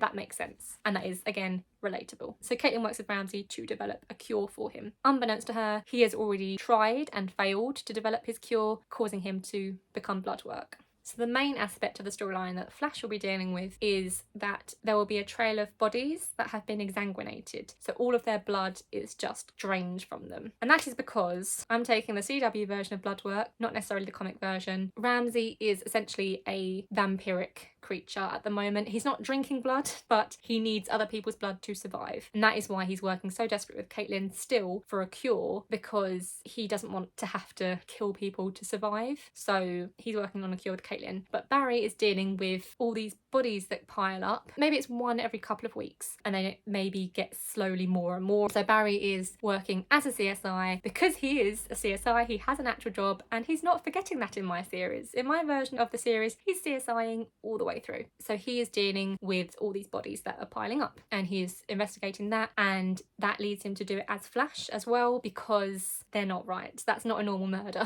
So Barry's working on that as a CSI and as the Flash. The Last Temptation storyline can still happen. I'm fine with that. That was all fine. It's just Ramsey effectively just wants to survive. Maybe somewhere down the line he figures out he can control people with blood, because that is the comic version. Ramsey can control blood. So it would be quite hard for Barry to fight, because he can just control Barry's blood inside of him, but that's also quite scary and horrible to think of. So yes, Barry's dealing with that, and then eventually he has to deal with actual blood work when he comes out, and we find out that Ramsey Rosso is the one who is behind all of the bodies and is proper blood work by this point. Maybe it's halfway through this arc, so 3-4 episodes in, he's revealed himself as the gooey, veiny blood work, and Barry has to stop him before he turns into big jiggly blood work. Also though, with regards to Caitlyn's storyline with Ramsay, Ramsay wants to experiment on Killer Frost because he sees the fact that Killer Frost was created to save Caitlyn's life from another degenerative disease. So he wants to experiment on Killer Frost because she is essentially a successful cure for Caitlyn's disease that she inherited from her father. So Ramsay wants to experiment on her so that he can get his own cure. Obviously Caitlyn's not happy about that, and maybe there's a part of the season when Ramsay tries to get Killer Frost. Maybe that's why he decides to create this massive army of black blood soldier people.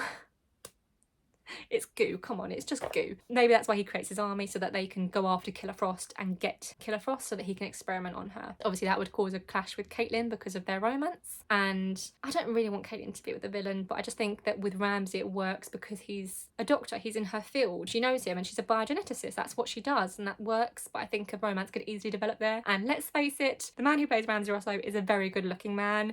Any girl would fall for him until the black goo comes out, but until then, and he's a doctor, what more could a girl ask for? So yeah, that's essentially it. The rest of it would still be the same. I personally just didn't like in season 6, in the real version, when Ramsay wanted to survive and then was creating goo zombies.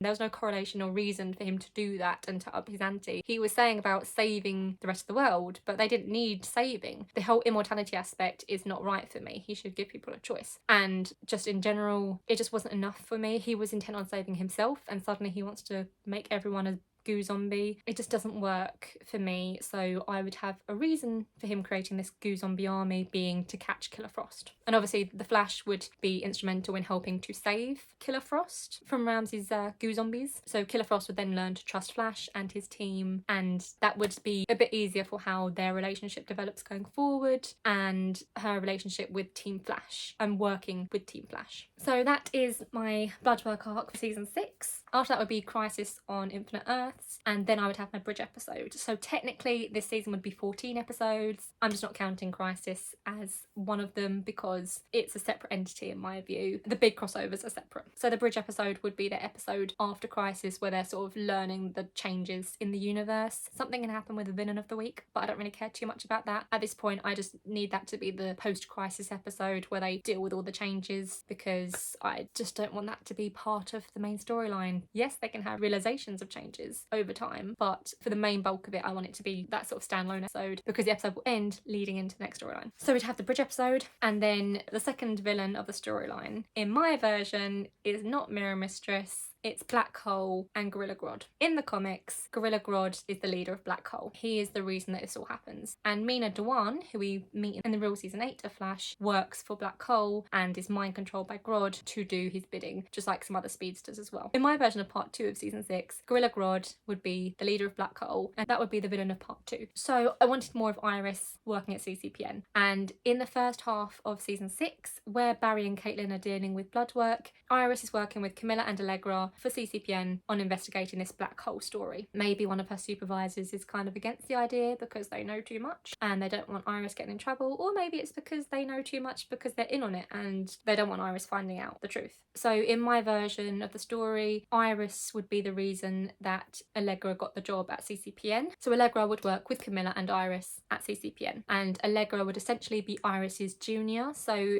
in season 1 of The Flash, Iris had a Papa Bear sort of person, and he was, I think Mason Bridge was his name, and Eobard killed him eventually, but he was the mentor for Iris in her position with CCPN, and Iris would be that for Allegra. So Camilla would be Iris's Jimmy Olsen for all intents and purposes, and Allegra would be her junior journalist that she's training, and it'd be like an apprenticeship. She's in training. So Iris and Team CCPN are working on this black hole storyline in the whole first half of season 6. Kind of like what I think they were doing anyway in the real season 6. But now it tangles up with Barry's storyline because Barry suddenly gets involved in Black Hole as well by the latter half of season 6. So potentially this is when Mina shows up. I have an idea of how Mina gets speed, and I think this is potentially where I would have Mina show up. So we'd have the storyline they did with Mina in season 8 where there's a mysterious new speedster that Barry's got to find. I think I would have that at the beginning of this arc, and it turned out to be Mina Dewan, but she would be slightly different from how they portrayed her in season 8 of The Flash for real, because in season 8 of The Flash she was kind of reminiscent of Nora Laura from season 5, in that she was a full-grown adult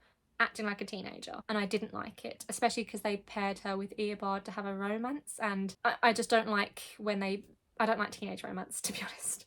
And I think it's weird having someone who is acting like a teenager having a romance with someone else who isn't acting like a teenager and is a clear adult. It's just weird to me. So my version of the story is that some mysterious force, who we later find out is Black Hole, is trying to create artificial speedsters, and Mina is the only survivor of that process. Because of the speed that she's been given, and not knowing that everyone else who did this test before her died in the process, she feels very dependent on the leader of Black Hole, Grodd, who is the one who gave her this speed. So she's very dependent on him and looks up to him and does his bidding because he's given her such a great gift. She feels that he deserves her help and her obedience and her allegiance. In the comics, Mina did end up working for Black Hole. Her origin is different to what I've just said and to what the show did, but I think this works for this particular storyline. So in the comics, Mina does work for Black Hole, but it turns out she has been mind controlled by Grodd to do his bidding. In my version, I think she would be doing it out of allegiance and loyalty to him as someone who gave her speed. What she doesn't know is that the reason Grodd's doing all of this is so that he can get speed, but he wants safe speed. He doesn't want to do the Zoom thing where he has Velocity X. He doesn't want to do something that's going to hurt him or kill him because he's too smart for that. So he's just going to test on everybody else. Humans test on animals, he can test on humans. That's his view.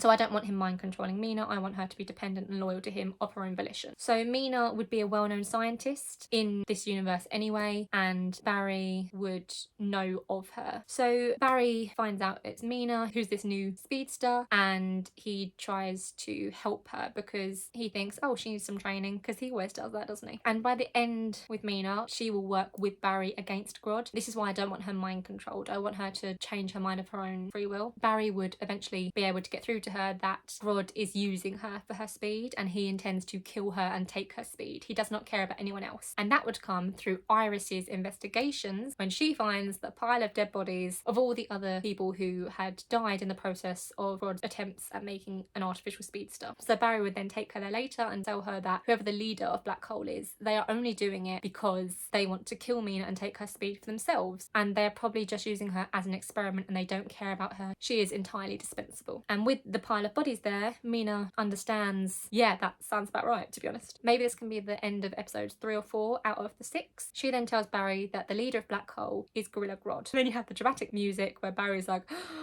and dun dun dun. So that's why Mina then turns against Grodd and fights with Barry in the finale against him. Another thing with this is that I would have Iris going undercover in Black Hole. That could be how she finds out about all the bodies in whatever basement they're locked in, because in the comics, Iris West goes undercover with Black Hole. Technically, the cover of that issue is a lie. And what actually happened in the comics is that Iris and Barry were investigating together this whole issue, and then she had to quickly put on the uniform of a Black Hole agent because the agents appeared out of nowhere, and she was like, shit, I'm in trouble. So she had to put on the uniform. Then Barry came in, saw her in the uniform and thought, fuck. That's what happened in the comics. It wasn't actually that she was an agent of Black Hole. She was sort of undercover, but mainly just to save herself. But I kind of like that idea. So I would potentially have her going undercover in Black Hole for maybe 1 episode. And I would definitely have Allegra and Camilla trying to talk her out of it. And maybe they eventually tell Barry. But when Barry talks to her about it, that's when she tells him, no, you have no idea the things I found. And then she tells him what she's found. Obviously, we would have seen that in the episode as well. We would have watched her find this out. And that would be how their stories intertwine in the season. So technically, while they're both facing the same thing, it's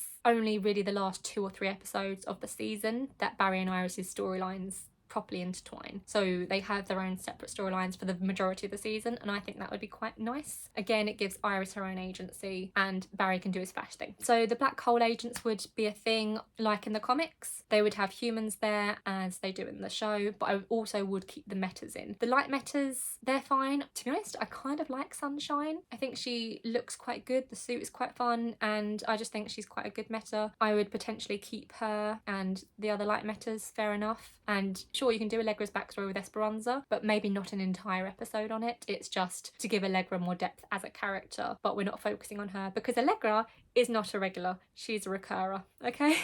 I don't know if that's a word. She's a recurring character, not a regular. I don't want to keep adding regulars to my series, so I'm not. I think Team Flash works better when it's smaller.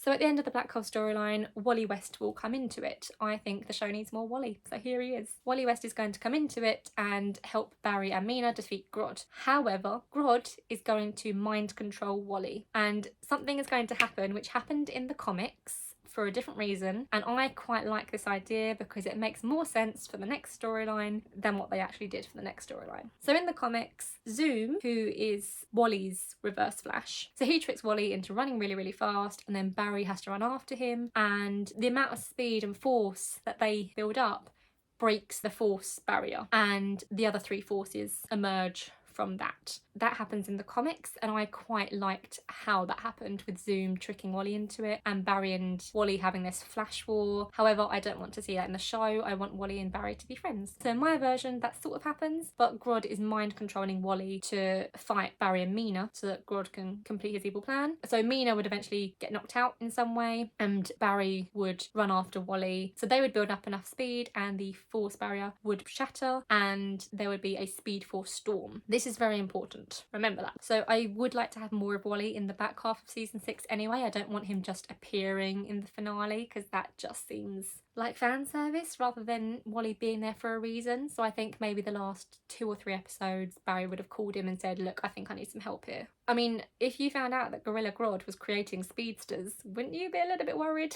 Maybe some help would be warranted. And he knows that Wally has done a lot on his own by this point, and he has grown as a character and in his abilities, so I would have that. So that would essentially be the end. They would somehow defeat Grodd and the Speed Force Storm would happen, and that would be the end of the season. Except for one little thing. So one of my notes for season 6 of The Flash is that from the very first episode, we would introduce a character named August Hart. Now, August Hart in the comics is a lovely little detective in the CCPD, and he's very friendly with Barry, and they work together on a lot of cases. That would be the same in my series. August Hart would be introduced as the new lead detective in CCPD, under the impression that he's been there the whole way through and we just haven't seen him. At the end of season 5, Joe West was promoted to captain, and then we have no detective to work with Barry. So I would have August Hart introduced at the beginning of season 6 as the lead detective, and he would be a recurring character throughout season 6, and Barry would work with him on criminal cases and just be generally friends with him. August Hart's backstory in the comics would be the same in the series. The reason August became a police officer is because his brother was murdered and he wanted to ensure that that crime was solved. So it's kind of similar to Barry's backstory, and that's what made them bond, and that would be the same in my version, and people would feel sympathy for August. And if people didn't know who August was in the comics, then they would like August. He'd be a really great character and a real great addition to Barry's life as a CSI,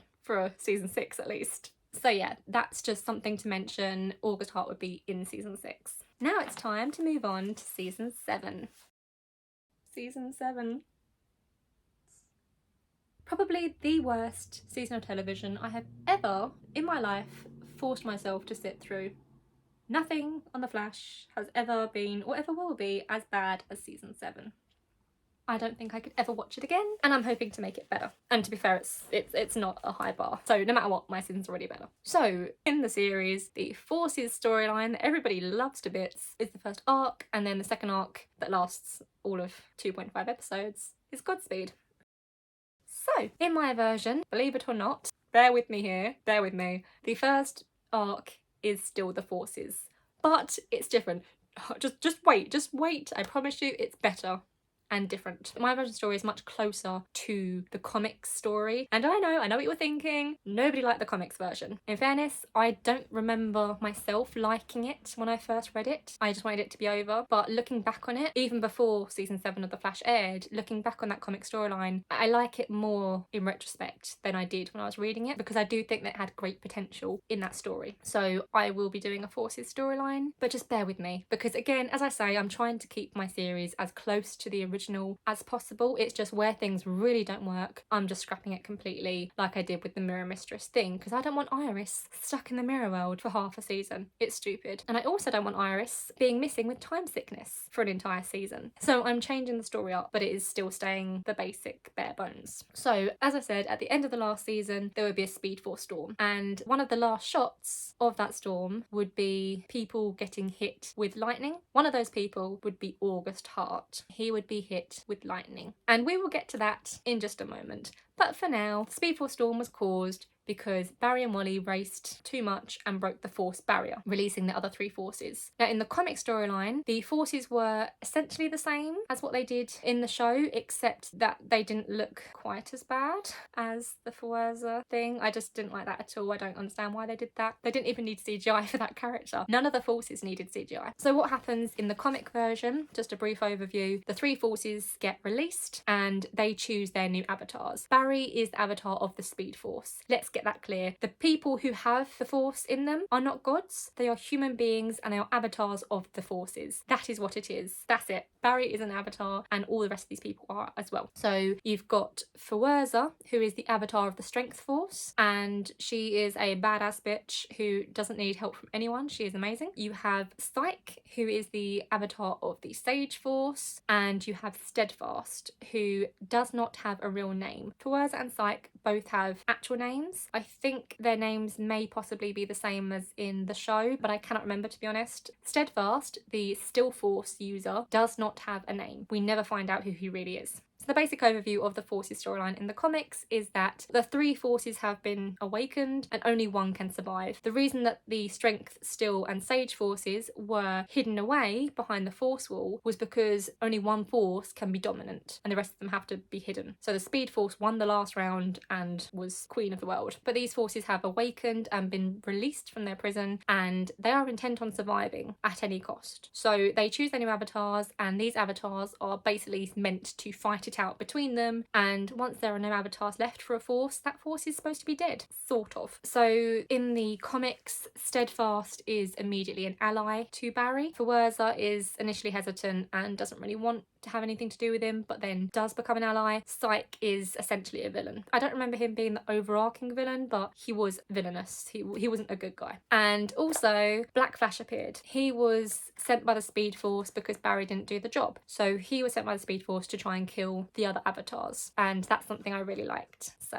bear that in mind. So my version would essentially be the same as the bare bones of that. The forces would choose their avatars, so during the Speed Force storm you would have other people getting hit by lightning just like in the real series, but better because they know they are not gods, they are not the forces themselves, they are just human beings who have been imbued with special powers, just like Barry Allen. We don't call Barry the Speed Force, so why are we calling Psyche and Dion and the other ones the forces? Technically Nora is the Speed Force, but we'll get to that. I have issues with that. So the avatars are created and only one force can survive. That's the basic concept. Barry would find out about this in some way, probably through the news. Obviously after the Speed Force storm he'd be a bit wary of things, having seen the news that people had been struck by lightning, and something that he deals with is that a bunch of new speedsters appear as well. So the Speed Force storm caused by the breaking of this force wall is again the Speed Force's way of trying to stay dominant by creating loads of new speedsters so that the Speed Force will be the dominant force and they can work together to defeat the other forces. So Barry has a load of new speedsters to train and some of them will be right up ready for it. Yes, I'm working with the Flash, this is amazing. Some won't necessarily be as pleased, but they'll go along with it. One in particular doesn't have a name in my mind, it's just a character I've just thought of really. One in particular wouldn't be happy about it at all. She never wanted powers, she's just a kid effectively, she doesn't want powers, she doesn't want to have anything to do with it. The superhero world is a dark, scary place to her. She's scared because all she sees on the news is destruction when superheroes are around with their supervillains, and she just wants to live her normal life, so she doesn't want speedster powers, but she doesn't take the cure for reasons.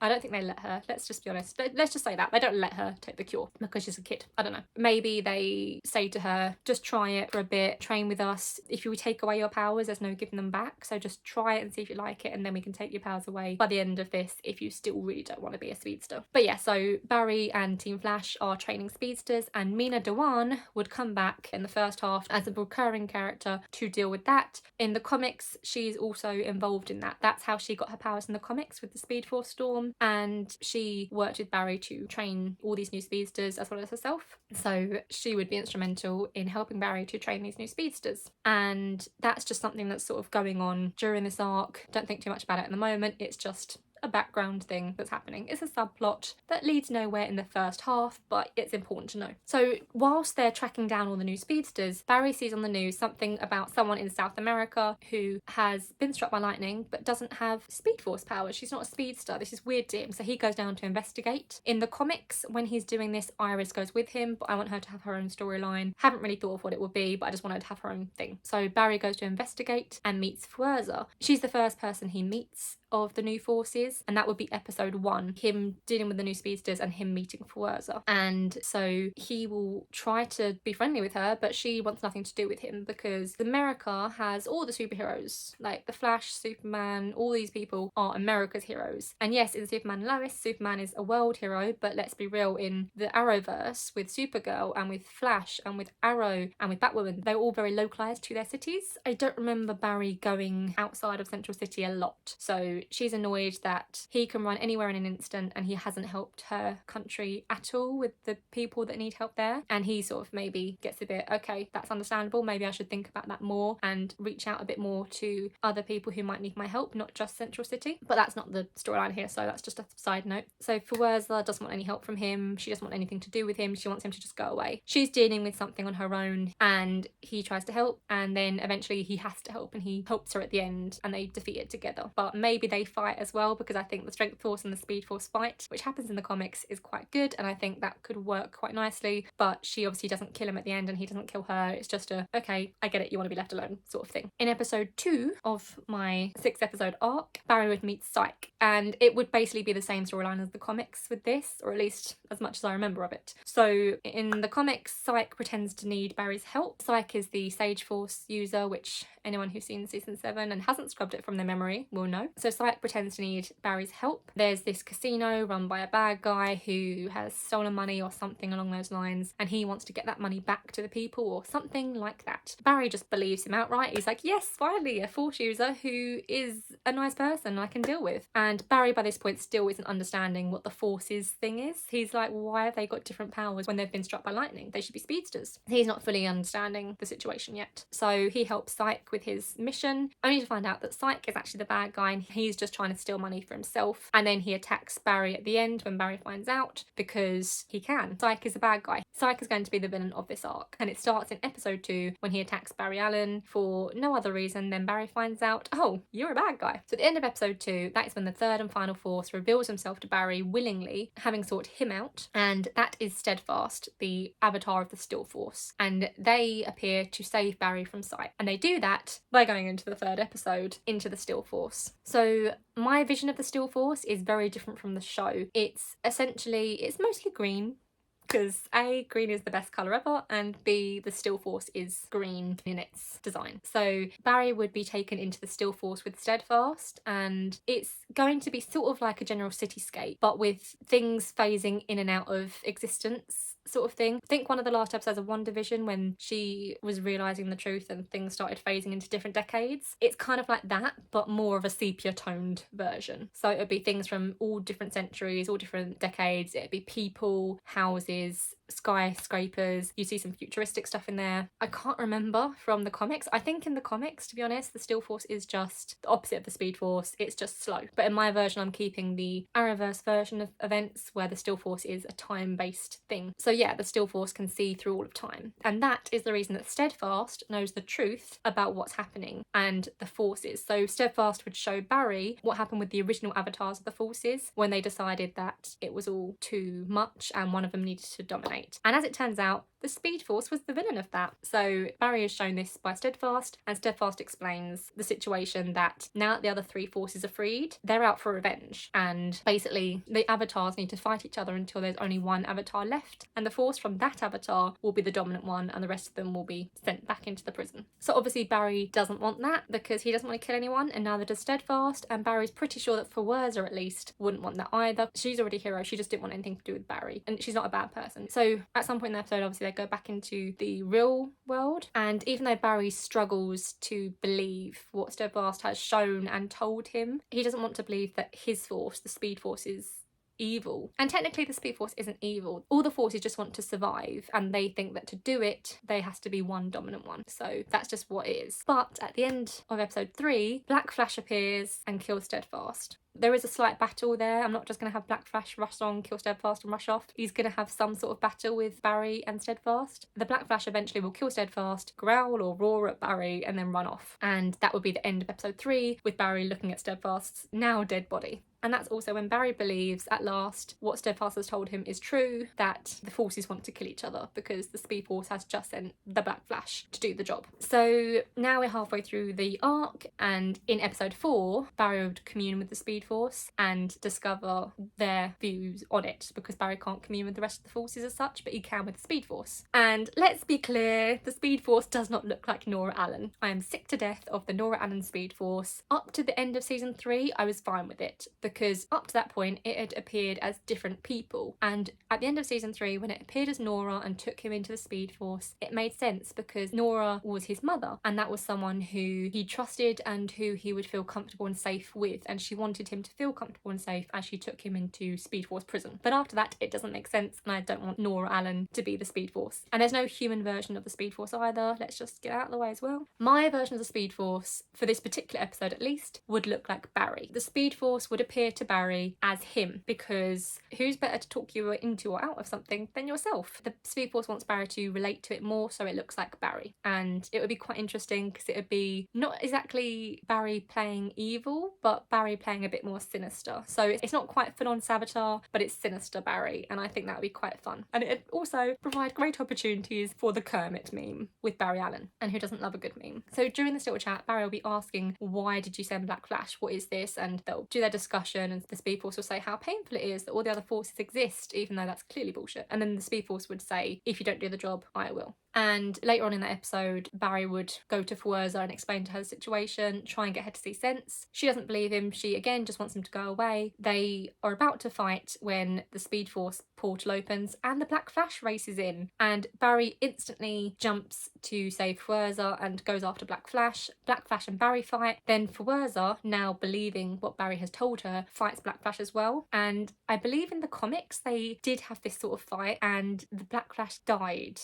So I think I would have that as well, and I'm not happy about it, but I think I would have it that Barry and Fawurza put Black Flash down and just make sure that he can't come after them again, so that the Speed Force effectively is inert in its fighting capabilities, because it can't really send time wraiths after other forces. That's not going to work. So the last 2 episodes of the season will be them having to deal with Psyche, because he is perfectly fine to kill them if he has to. If he communes with his Sage Force and it tells him kill those 2, he'd be fine with that. So they are then dealing with Psyche. I haven't really got a specific storyline in mind for those last 2 episodes, but that's what it would be. They'd be dealing with Psyche. That's about it. And once Psyche's defeated, that storyline has ended. And we move on to the next storyline of the season, which was Godspeed. And in my version, it's Godspeed. So, as I mentioned earlier, August Hart was introduced at the beginning of season 6, and with the Speed Force storm, he was hit by lightning, and because of that, developed speed powers. But he didn't go to hospital for this, so no one knows that he was hit by lightning. He went home and he just hid from everybody else. He doesn't want anyone else to know that he has speed. He wants to understand this himself. So while Barry and Mina are training all the new speedsters in the beginning of season 7, August is trying to just understand it himself and not telling anyone else at all. He does seem off at CCPD, but Barry doesn't notice it. Joe, however, does. He notices that something's wrong with August, but no one will listen to him, including Barry. So during the first half of season 7, you will see August. He'll be coming to terms with the speed powers that have been imbued to him, and he will be trying to understand his powers and getting better at it. And he thinks this could help him find his brother's killer. The Flash solves crimes all the time and takes down criminals. Why couldn't he do that? He only has one criminal to find, not all the city, so he can do that with speed powers. Surely it'll be easier. That's his viewpoint. So over the course of the first half of the season, you'll see August get more and more desperate in his search for his brother's killer, and he will start using his powers on people that he suspects are involved or know something about his brother's murder. And by the mid-season finale, or at least in the bridge episode maybe, August will kill someone. He will go as far as to kill someone by accident in his quest to find his brother's murderer. But the person he kills is one of Barry's new speedsters that he's training. This speedster just happened to be in the wrong place at the wrong time when August was questioning questioning one of his subjects. This speedster heard cries for help and thought, I'm ready, zoomed in there, got themselves killed by August because they saw his face. That is when August decides that not only is he willing to go that far to find his brother's murderer, because he's just killing criminals, right? It doesn't matter to him, but he needs a costume and a mask. That's when he decides on that. And when Godspeed kills this speedster, he takes their power. He doesn't know that he can do that until it happens, and he absorbs their power as he kills them, and that's what makes him realise, if I get more speed and I get more power, I'll be unstoppable. I can find my brother's killer no matter what these criminals do or say. So he does that, but he needs a mask. So as I say, over the course of the season, you'll see him develop this desperation to find his brother's killer and start using his powers for nefarious means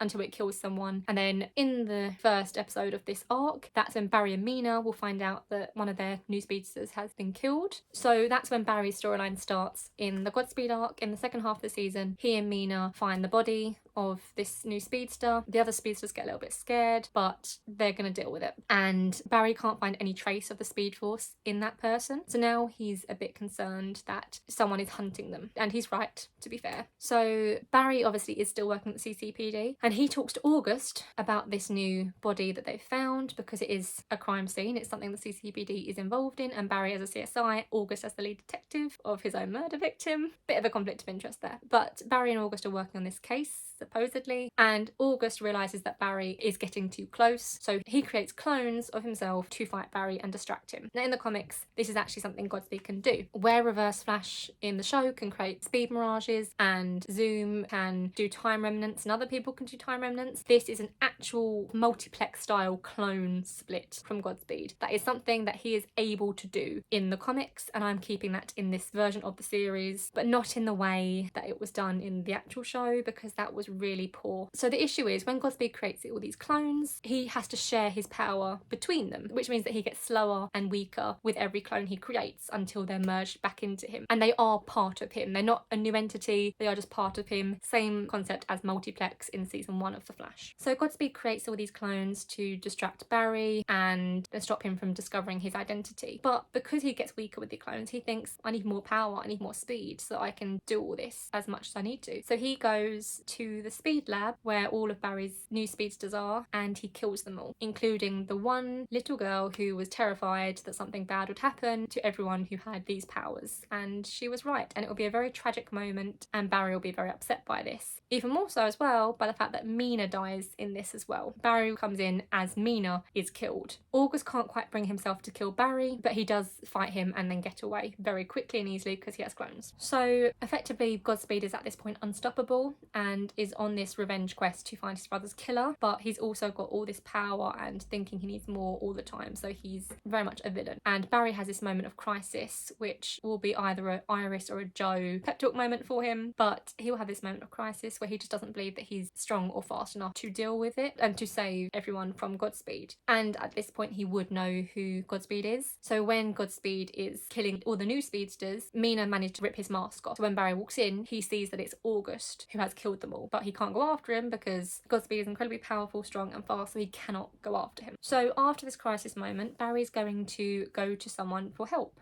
Now, this happened in the comics, and technically in the show. In the comics, it happened for a different reason. In the comics, in a later story, Godspeed was working with a villain called Paradox, and Barry had to go to the night his mother was murdered and find Eobard Thawne to help him defeat Godspeed and Paradox, because no one knows timeline shenanigans as well as Eobard Thawne. So that happens in the comics, and that's a really great concept. I want to include that in my series, but in a different way, because it's just against Godspeed. And there is a reason behind it, because Barry is not strong or fast enough to deal with Godspeed on his own, because Godspeed has all this power now, all this speed. He just killed every speedster apart from Barry and Wally and Eobard, but he doesn't want to put Wally in that kind of danger, so he just calls on Eobard. And also the negative Speed Force is toxic to the positive one. Again, that's going to come up later, but just bear that in mind, so he knows that Eobard can help with Godspeed no matter what. So the difference here is that my version, Barry will go to the end of season 5 where Eobard escapes them after having escaped prison, and that is where he'll get get Eobard Thawne from. He'll take that version of Eobard, who is again Matt Letcher, remember that. He's take the season 5 version of Eobard and get him to help him. And Eobard will do it for the same reason, basically, that he did in the comics. He wanted to be a hero. He always did. And this is his chance to be a hero, even if it's just for a moment. Also, there's another thing, but we'll get to that. So Barry and Eobard work together and fight Godspeed, but not like that. We don't talk about that.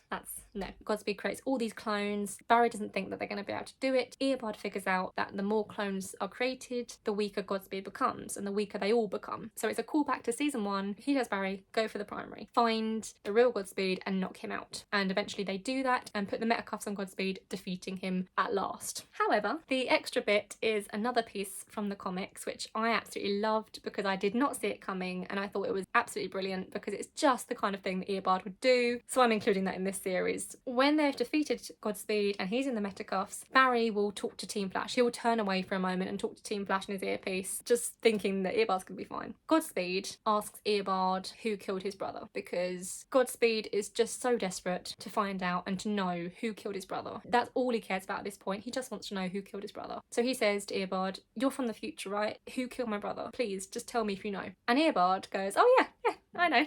It was me. And then he kills Godspeed. Just breaks his neck straight away in front of Barry. It is very dramatic, more so than in the show when he stabs him with a lightsaber, because we're not talking about that. That's not how we're fighting. So he kills Godspeed by breaking his neck in front of Barry. And when Barry asks why he would do that, they've caught him, he's in metacuffs, why would you do that? Eobard explains that he killed August's brother so that August would become Godspeed, a villain to Barry. Now I thought this was great, just because it's the exact level of petty that Eobard is. He just wants Barry to have to deal with trouble. But in my version, there would be the extra caveat that in Eobard's original timeline that he's from pre-season 1, Godspeed was a friend to Barry and helped him against Reverse Flash. So Reverse Flash, in helping Barry to defeat Godspeed, was just returning the favour to Godspeed by defeating him and then killing him. And I just think that was actually pretty good. And then Barry and Reverse Flash can have a little fight and Reverse Flash gets away again, and essentially that's how the season ends. There will be obviously another scene or two with Barry and Team Flash and Iris, but that's the end of that arc and that's the end of that season of season 7. My only extra note on season 7 is that there's no extra Team Flash members. I hate the big Team Flash. I hate it. It's unnecessary and it just seems odd to me. So Barry goes from having this lovely little team where everyone has a purpose to having a massive team where people are just there for the sake of being there, and it doesn't work for me. So when Flash started, there was a small Team Flash and every single member of that team had a purpose and a reason for being there. As time went on, more and more regulars were added to the show, and they were all for some reason made part of Team Flash when they just didn't need to be. They were there for the sake of being there, and to me that's not a good thing. It doesn't make sense to me that Team Flash would grow when Barry is growing. If you're going to have a big team, that should be when the hero is starting out, and as they become more and more independent and they trust themselves and their abilities more and they don't need the team members as much, the teams should shrink, not grow. So it just doesn't work in this context, especially. It just does not work. So I wouldn't have all of that. Chilblain would definitely not be there. Allegra would be part of Team CCPN, not Team Flash. Cecile would be at the DA still. Iris would be CCPN. Joe would be the police. Everyone would have their own purpose and their own goals outside of Team Flash, and they would all come together to solve things where necessary, but not as Team Flash. I don't need a big Team Flash. Also, by the end of season 7, Killer Frost will officially be part of Team Flash. During season 7, she will help them out, but she won't want to officially be a part of it until the very end of the season. And by this time, her and Caitlin are very much best friend sisters now. They are the Anna and Elsa of the Flash. Their sisterhood or arc has ended. They are happy now and working together to help the Flash. But Killer Frost still has the name Killer Frost because I like that name. When Killer Frost was on the Justice League, she didn't need to change her name, and I don't think she does now. So that's that. And so that's my thoughts on season 7 and how I would change it. Just 2 seasons left to go, and the next one is season 8. So in the original season 8, it was very stuffed. I think there's about 18 episodes, but it was very jam-packed. I did not like it. My season would still be 13 episodes with 6 Bridge and 6, like I said before, but my villains would be slightly different. So originally we had Despero with Armageddon and Eobard Thawne with that as well. And then you had a Deathstorm arc, and then you had the negative forces who should not exist. I'm sorry. I'll get there. I'll get there. I'll start with the small tweaks for this season before I get into the main arcs. Iris would still be at CCPN with Camilla and Allegra and possibly still Linda Park. We love Linda. But CCPN during this season, maybe at the beginning of this season, would be in the process of changing their name to Central City Citizen. That is how Iris becomes a reporter for the Citizen, because CCPN changes their name. But she will be the lead reporter by this point. So her career has progressed naturally rather than her just being given everything like she was in season 8. And I'm not saying that as the character, but the writers gave her everything for no reason. It's like they remembered, oh, she's supposed to be a journalist, and just gave her this media empire that she didn't actually earn in the show. So in my one, she stays at CCPN. They changed the name to The Citizen in the beginning of season 8, like they're changing the signs in the first episode, and that is it. She is now the lead reporter for The Citizen, not the owner of a mass media empire. And that's my only sort of note for season 8. Now we'll go on to the actual story arcs. So the first arc of season 8 in the show is the Armageddon arc, involving Despero as the supposed main villain, only for us to find out Eobard Thawne is the real main villain. In my version, Despero would be the main villain. Eobard Thawne would play no part in season 8 at all. I am a huge Eobard Thawne Reverse Flash fan, as I've said, my favourite character in the DC Pantheon, and I don't want him in season 8. He's not in season 8 at all. Despero is the main villain of the first arc of season 8, consisting of 6 episodes, which is not Armageddon. So I had no problem with Despero being the main villain, but his motive needs work, because in the show, his motive is that the Flash destroys the world in the future, except that it's actually the Reverse Flash who destroys the world in the future, because Barry's the Reverse Flash, not the Flash. And yes, Eobard Flash is there following him, but the Reverse Flash of that world is the one doing the destroying, so there's no reason for Despero to go after Barry, really. I don't understand that, so that's changing. Despero being the main villain is staying, motive is changing. Also, just a quick note on the design of Despero. I like the CGI design. I think it looks good. I like Tony Curran in his human form suit as well, but Despero is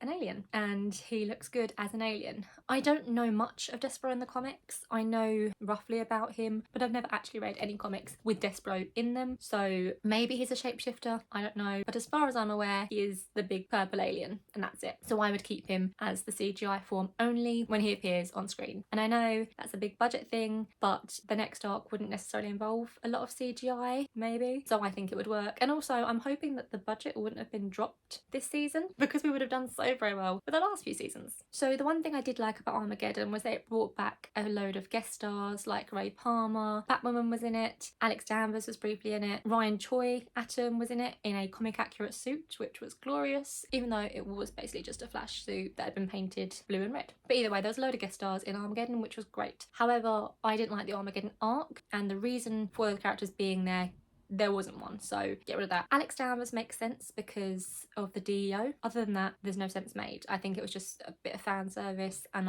it was unnecessary. However, I would keep Ray Palmer in it. To be honest, I would have more random small cameos from people like Ray Palmer in the show throughout, just dotted throughout the seasons, because I loved it in the early seasons of Flash and early seasons of Arrow when they would have constant mini cameos in them. So there's one bit in Arrow where Ray Palmer takes a villain of Arrow's to Star Labs and asks Cisco to put him in the pipeline. And it's just a tiny little small scene where Cisco just happens to be there because the scene demands it. And that's it. And I love those little cameos. It brings the universe together. It makes it feel more connected. And considering after Crisis, they decided to merge certain worlds together, like Black Lightning's Earth and Supergirl's Earth with Earth 1 making Earth Prime, it just makes more sense to have those cameos involved. I mean, it'd be great to have people in there, just make it make sense. I think that people were just sort of shoved in for the sake of it, and as much as I want to see those characters there, I need a reason to see them, to be honest. If it's in a storyline like that, I need a reason. But as Ray Palmer has retired from the Legends, and he and his lovely wife Nora retired together to start life together, it makes sense that Ray, at least, even if not Nora, if at least Ray was involved in some Flash stuff now and again, if they mentioned his name a few times because he helped them with tech or this or that. And in that instance, if Cisco's actor did choose to leave the show show still, maybe I don't even need Chester, because you've got Ray Palmer, who is friends with Barry, and I believe that he would help him with tech stuff where and when required. I mean, he keeps giving his nanites out to everybody, courtesy of Ray Palmer. So I do believe that it's not really necessary to have Chester, really, and I've just talked myself out of yet another Team Flash member. So, I mean, eventually we'll just have the Flash being the Flash, and that's what's best, really. But at the moment, we've got Barry and Killer Frost just there to help him out. Wally comes in occasionally to help him out, and Caitlin to help with the healing and other such medical investigations. So, you know, it's actually not that bad in my series at the moment, because all the other side characters who would be on Team Flash are on other teams or doing other things. So in regards to storyline, I'm not entirely sure what I would do for the storyline of Despero's arc. Again, I don't know Despero that well. If I was actually writing The Flash, I would want to read a load of Despero comics, get to grips with who the character is, maybe pick out something he did in the comic and think I can run with that and make a story from there. But as far as Armageddon is concerned, as I'm trying to stick as close to the show as possible where I can, or where I want to, maybe Despero has had a fight with Flash in the future and he was defeated by the Flash. And he travelled back in time right at the last second to go back to when Flash was younger, less skilled, less experienced, and fight him then so that he can win and complete whatever his master plan is. And that would be an okay storyline, because that would still be them fighting, that would still be him having a decent motive for time travelling, because it never made sense to me why he'd bother time travelling to that time period in Armageddon rather than just an hour before Flash destroyed the world. So I think that would work just fine, having him time travel so that he can beat Flash at a younger age before he gets as experienced as he is at the time that he defeats him in the future. This is where I'd possibly have the Flash's kids come back from the future to, not exactly to help him, because just as an aside, I do not have Dawn and Don, Nora and Bart, I do not have them at any point coming back apart from season 5 when Nora is there. This would be the first time Barry finds his children as adults, and they would be a bit older. Nora would be in her mid-20s at this point, Bart would be in his late teens, early 20s, and obviously they're Dawn and Don, as I've said. They're not twins, but they're there. Unless they are twins. Maybe they're twins. Anyway, they go back in time at the very last minute when they see Despero going back in time, because they were there at the time helping Barry defeat him. So they go back in time after Despero, and they're there just to warn Barry that someone's coming, but they phase out of existence before we can know what's happening. That would be the only acceptable way that I would have his kids come back from the future. Also, in regards to Bart, as I've said, they don't come back from the future other than that, which means in season 7, the Godspeed arc, Bart isn't there to call Godspeed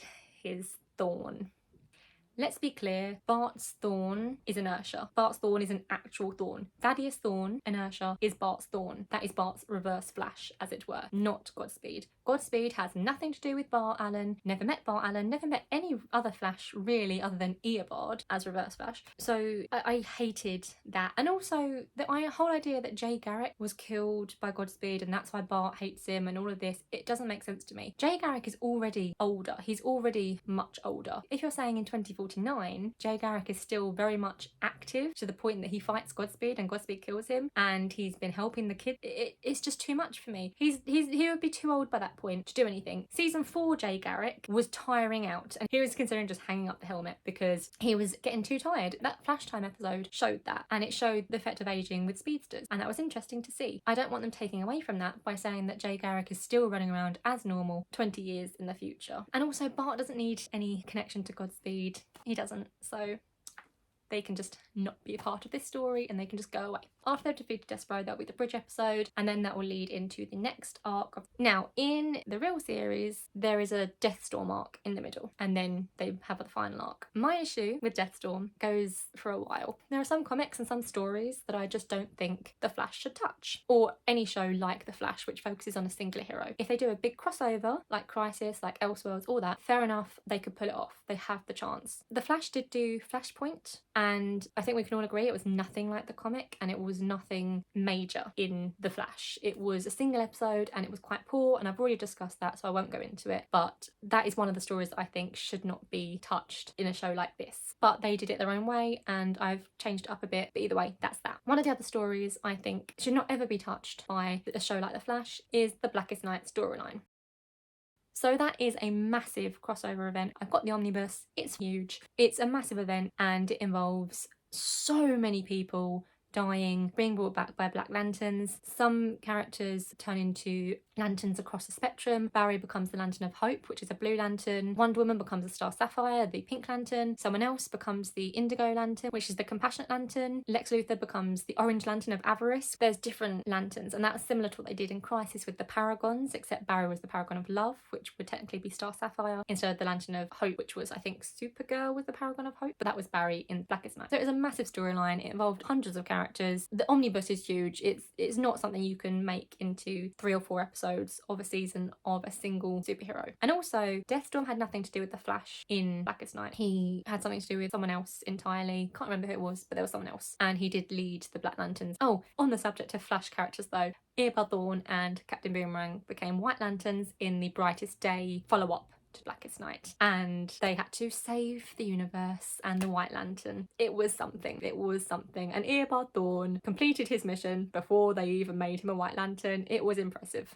He was also a Black Lantern. He was a Black Lantern and a regular Eobard Thawne at the same time. There were 2 of him. It was quite funny, that part. I like that. But anyway, the point is, Blackest Night should never be adapted by a show like The Flash. And the Deathstorm arc in The Flash proved that to me. Whilst Deathstorm looked amazing, I'll give them that. The design of Deathstorm looked outstanding. It wasn't right. There was nothing to it. And also, just as a brief thing, there was an episode where Deathstorm appeared to Chester as his dad. He sounded like his dad. He looked like his dad. He said things that his dad would know. And Chester knew it wasn't his dad. That very same episode, Deathstorm as the big black cloud of smoke appeared to Caitlin as a big black cloud of smoke, but with Ronnie's voice, and she instantly believed it was Ronnie. The next episode, she was trying to convince people, and someone, I think it was Allegra, believed her that it was definitely 100% Ronnie. It was so stupid. They just dealt with that same episode, and they're just going to believe it now. It was stupid. So what they did with the Deathstorm arc in general was poor. Deathstorm as a villain, I thought was quite poor. Apart from the design, the whole thing I thought was poor, so not doing Deathstorm. And then after Deathstorm came the Negative Force arc, which should never have happened. I thought we were done with the Forces. We all thought we were done with the Forces, but apparently not. Eric Wallace still had something awful to give us. Either way, I hated the Negative Force arc for many reasons, one of which they nerfed Eobard, not just in ability but in intelligence as well, and they basically just put all of the powers into him and sent him off in a god-awful suit. It was terrible. But also, the Negative Forces shouldn't exist. I hated that. The Negative Speed Force exists because Eobard Thawne created it. It's not artificial speed, but it's not positive.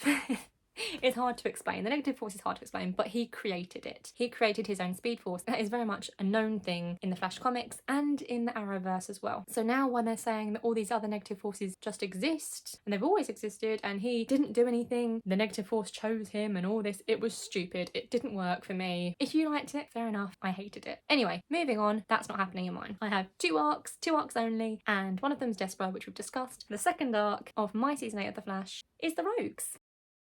Now, the Rogues are a mainstay of the Flash comics, and they've never really been done true justice in the TV show. We have had a few episodes with the Rogues. I think there's about 5 in season 1 alone, but they were never a proper team-up. Heatwave, Captain Cold, Golden Glider, they were the only real team-up I had, and whilst they were great, it wasn't enough for me. I want a proper Rogue season. So, that's what I'm doing. This is another one like the last one. I'm not sure on the overall storyline here. The most I've got is just that they're trying to build something, because the Rogues are tech people, so I'm thinking they're trying to build something that will enable them to defeat the Flash and then go on their little crime sprees that they want to do. So the Rogues I am including in this, there will be 6 of them, and that will be Captain Cold, Heatwave, Golden Glider, Mirror Master, the Weather Wizard, and the Trickster, specifically the 2nd edition of the Trickster. So what I would have is episode 1 would be Captain Cold and Heatwave, and the Flash has to defeat them. Episode 2 would be Golden Glider and her boyfriend, the Mirror Master, because in the comics they're together, and I kind of liked that. I always thought she was with Weather Wizard for some reason, but I looked it up for this video and apparently it was Mirror Master, so we're going with that.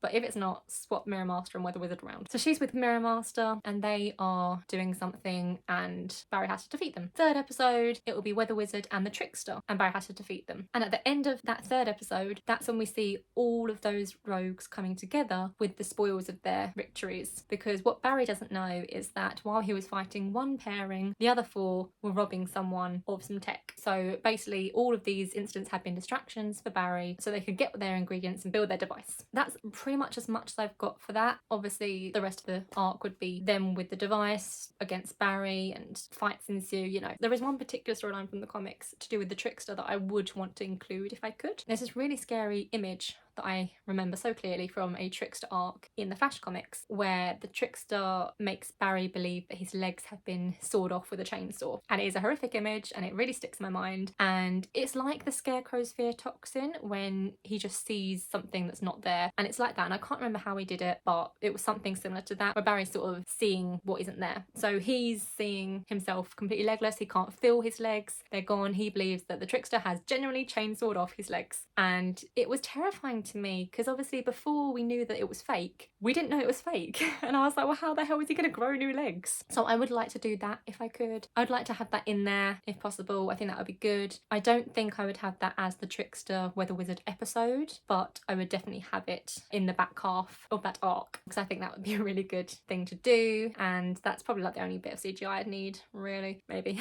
For that arc. And just as an aside, I would have everyone in complete comic accurate costumes because why not? And I know some of you are probably wondering, but Captain Cold is dead and Heatwave has a load of alien babies and is living on another planet with his alien wife. Yes, but this is post-crisis, and apparently, by the TV show's rules, anything goes post-crisis. So I'm having Heatwave and Captain Cold back as evil people to do this arc. Maybe there are 2 versions of them in this universe now, but either way, they're there. That's happening. The Rogues arc is a thing. And that is all of my season 8. So there's only one season left, which is season 9.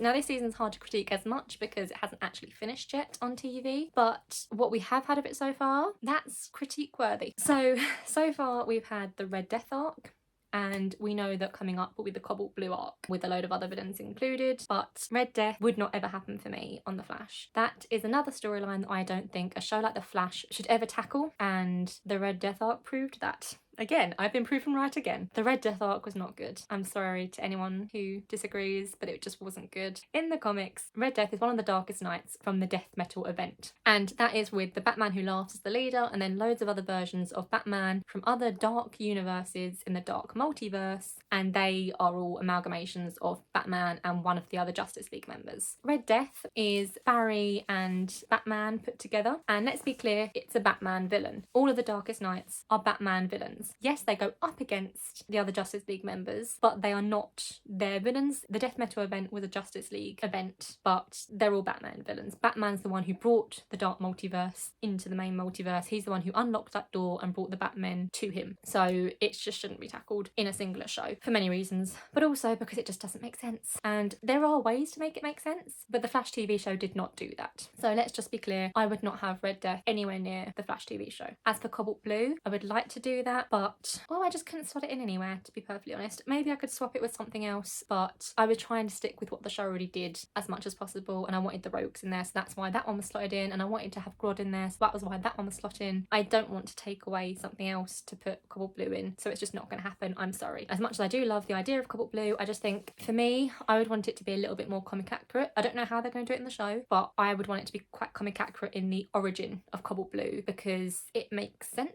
But that's very soap opera-y. Barry Allen was a twin at birth. The Thorns lost their baby, and the Doctor was too scared to tell the almighty Thorns that their baby was stillborn. So he took one of Nora Allen's twins, gave that twin, which was Malcolm Thorne, to the Thorns to raise as their baby and told them that was theirs. And then he told Nora Allen that only one of her twins, Barry, survived. So Malcolm Thorne realised years later that he was a twin of Barry Allen, who was the Flash, and he got angry and thought that's the life he should have had. So he left his ultra-privileged rich life to go and fight the Flash, and somehow he got speed and became Cobalt Blue, the villain. It's something to do with the blue crystal, and he got speed and became a villain to the Flash because he was envious of the Flash. He viewed the Flash's life as what he should have had. So yeah, I like that version of Cobalt Blue. However, having said that, I do think that having Eddie come back as Cobalt Blue is a good idea, and I'm excited to see... Okay, I would be excited to see where it goes, were it not for the person in charge of the Flash and how poor the writing has been since they took over and a little bit before. So I'm not really all that excited anymore, but I will still be watching it and I will still give it a chance. So the Eddie version of Cobalt Blue would work, and I look forward to seeing how they attempt it. But if, for instance, Eddie went through that wormhole in season 1 and then was somehow brought back after Crisis, or by Eobard Thawne, and Eddie saw Barry was with Iris and they were pregnant and all this, and he saw that how happy they were, and it would sort of be the same as the Malcolm Thorne origin origin, that he would see that life and be like, well, that's what my life should have been. That's mine. He's taken my whole life. So I can see him becoming a villain then, but at the same time, he would still, in that situation, love Iris, and he wouldn't want her to be unhappy. And Eddie was such a good guy. Good guy Eddie. We love Eddie. As much as I think Rick Cosnett would be amazing at playing a villain, I don't know how I feel about that storyline. But we'll see when it happens. If it happens that way, it might not. They might give him some ridiculously convoluted backstory like they usually do. Now that's all out of the way. My season 9 is 10 episodes. Not 13, not 20, not 23. It's 10. Just like Arrow's final season. Because I don't really think I need more than 10 for this season. So my season 9 of The Flash is the final season, and it is 10 episodes long. And it only has one villain for this, and that is Reverse Flash. I think it's poetic to end how he began, and obviously where Reverse Flash has been in it, in the real show, well, every season he appears. In my version, he doesn't appear in season 4 in Crisis, he doesn't appear in season 6, he only appears for one episode of season 7, and he doesn't appear in season 8 at all. So there's 3 whole seasons that he's been taken out of. I think it's fine to have him as the final big bad of the Flash TV show. And here's how I do it. So I would start the season with Reverse Flash fighting Barry in some form. There is a story in the comics. It's a New 52 story, and Eobard creates this team of Speed Force villains, but they aren't speedsters. They all have something to do with the Speed Force, but they aren't technically speedsters. And they all have different abilities. One of them can sort of fold and transport themselves and other people into the folds. One of them never ages, so they give Eobard Thawne and the rest of them immortality, and they are all trained for about 1,000 years or something within this other dimension that one of them has inside them. And there's one that I think is a tornado person. There's lots of different powers in this team, and I think it was quite interesting, although I wasn't that keen on the New 52 version of Eobard Thawne or his costume, but it makes sense, and I think it was quite a good idea. So maybe I would do that, especially with the fact that it ends with it turning out that Eobard Thawne was the reason for all of his team's misfortune, and so the reason that he got them into his team was by causing their lives to be miserable and making them think that they would be better with him. They all find out at the end and they turn on him. It's epic. So that would be quite good, and I think if this was a younger Eobard Thawne, still played by Matt Letcher, but if it was a younger Eobard Thawne, so before he goes back in time to kill Barry's mum, but after his appearance in season 2 where he knows the time period that Barry's from. I'm sorry, but that doesn't make sense. That's another nitpick for season 2, actually. Eobard Thawne very much knows what time period the Flash is from. There are newspapers, internet articles. There's a whole massive load of data to tell him exactly what dates the Flash appears and fights villains and all this. There are pictures, there are articles, everything is there. He doesn't need to figure out what year he's from. So that was a stupid thing for me. I would just have that as another time he fought the Flash, not necessarily knowing what time period he's from. That was stupid. Either way, back to season 9. The point is, it'll be after that time and before he kills Barry's mother, so it's a bit more of the before time, because all we've ever seen of Eobard really in the series is after that point. The only time we've seen him from before that is that one appearance in season 2. But he says in season 1 that they've been fighting for centuries, and they must have been really, but we've never seen anything. And would Eobard really go that far on his second time around with Barry? I think he'd try a few different things first. So perhaps the overarching storyline is this evil team of non-speedster Speed Force users that Eobard creates, and that is sort of running throughout the whole thing, but that's the thing that Barry's dealing with most at the beginning. There's also a comic story where Eobard Thawne kidnaps Iris and takes her to the future in the 25th century in the future, because that's where he's from in the comics, which to be honest is kind of better than 22nd/23rd century, but whatever. To be fair, in my version he'd be from the 25th century, so fuck it, yeah, 25th century. And he kidnaps Iris and Barry has to come and save her, but it's all a trick. Eobard Thawne is trying to get Barry into the negative Speed Force. He pisses Barry off so much that Barry follows him into the negative Speed Force and gets stuck, because, as we mentioned earlier, the negative Speed Force is toxic to the positive one. Barry cannot physically escape unless Eobard lets him, and Eobard's plan was to let him slowly wither away and die in the negative Speed Force, which would have worked were it not for Barry's love for Iris.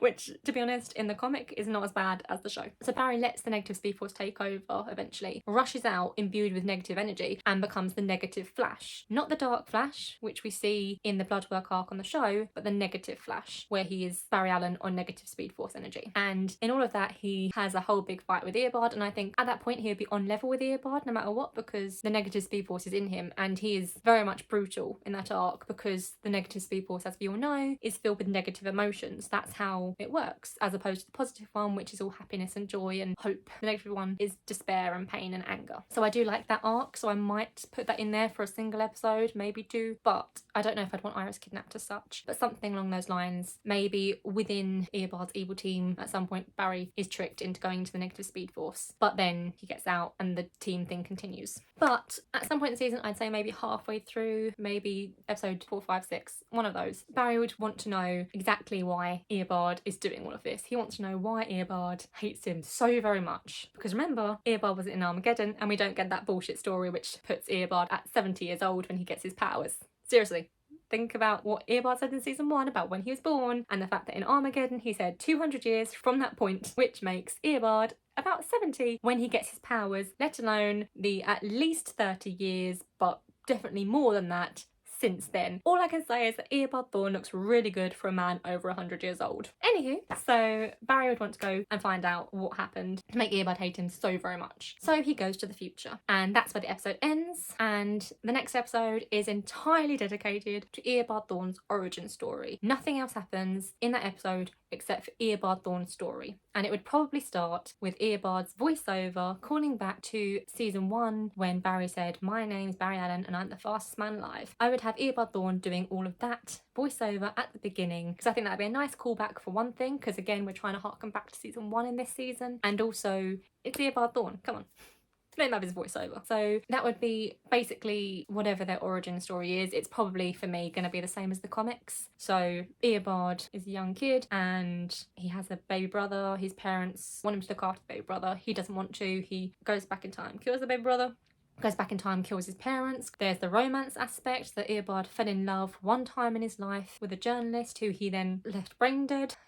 Eobard's got some problems, we'll say that. But either way, he keeps going back in time and all that. It's from Flashpoint. It's a great issue of the Flashpoint comics, and I just think that origin is my favourite one. So at some point in the future, Eobard finds Barry's flash suit, figures out how to get the speed from that, because there's some Speed Force energy left on or in the suit. He gets the speed from that. He develops his own Speed Force and creates that, gives himself speed, puts the suit as yellow and red, so it looks like the Kid Flash costume. Well, he wants to be the Flash, but also the Flash's sidekick, so we're just going to go with yellow and red for now. So it's basically the season 8 costume for Reverse Flash. That would be his costume at the beginning of his origin, and then he goes back in time and does all the killy stuff to make sure that he gets to that point a bit quicker. But at the end of that episode, while he is running around saving the day as the Flash, Barry appears. Next episode would be Barry in the future with Eobard and working with him, and he discovers that young fanboy Eobard is not actually that bad. He's a nice guy and he just wants to help people, and so Barry runs around with him, and Eobard's so excited and happy that his absolute idol, the Flash, is running around with him, etc, etc. But then Barry finds out that all the crimes they've been stopping and saving people from, Eobard has been causing. So in the comics there's no crime in the 25th century really, so Eobard has to cause accidents to occur so that he can save people from them and be their hero. And that worked out great until the Flash arrived and ruined everything. So I would have that story, and Barry would find out all these crimes have been committed by Eobard first in order for them to have someone to save. And Barry would then turn Eobard into the police, Eobard would go to prison, and that is why Eobard hates Barry. Not just because his idol rejected him, but also because Barry sent him to prison. So it's a very personal thing for Eobard, because he spent his entire life idolising this man, trying to live up to who he was and trying to be him, only for him to appear and destroy his entire life. And obviously, by this point, Eobard would have erased his own brother from existence, technically twice, erased his parents from existence, murdered the woman that he believed he loved, all so that he could not be distracted and get to be the Flash sooner, only for the Flash to destroy all of that. So I think that would be a reason enough for Eobard to be the petty, vindictive villain that we all know and love. So after he breaks out of prison, later on, he changes his costume to be yellow to black, because he no longer wants to be associated with the Flash in the sidekick way. He no longer wants to be second best to the Flash. He is better than the Flash, and he believes that, and he knows that in his heart and soul. So he would change his costume to the yellow and black one that we see in season 1 of the Flash and all the way through the series for that reason. That is why he changed his costume, and I think that kind of makes sense to me. That's enough of a reason for the yellow and black costume to appear. And then he spends the rest of his life determined to destroy the Flash. and his life. So the end of that episode would also include a small montage of Barry and Eobard fighting throughout the years, and Eobard trying in different ways to destroy Barry's life until it gets back to present day effectively, where Eobard now has this team of people who are going to help him destroy the Flash. In the comic version of this team, he told them all the Flash was evil and that the Flash was a hero, but he was pretending to be a hero and he was actually going to destroy everything and kill everyone.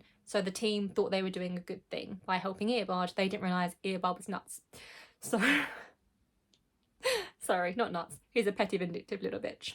So then we'll go back to the team. Barry would eventually defeat the team, maybe with the help of Wally or Killer Frost or both, but Barry would eventually defeat Eobard. Maybe he stops the team with the help of Wally and or Killer Frost, but he would end that story effectively after he's come back from the future and knows about Eobard's origin and caused it.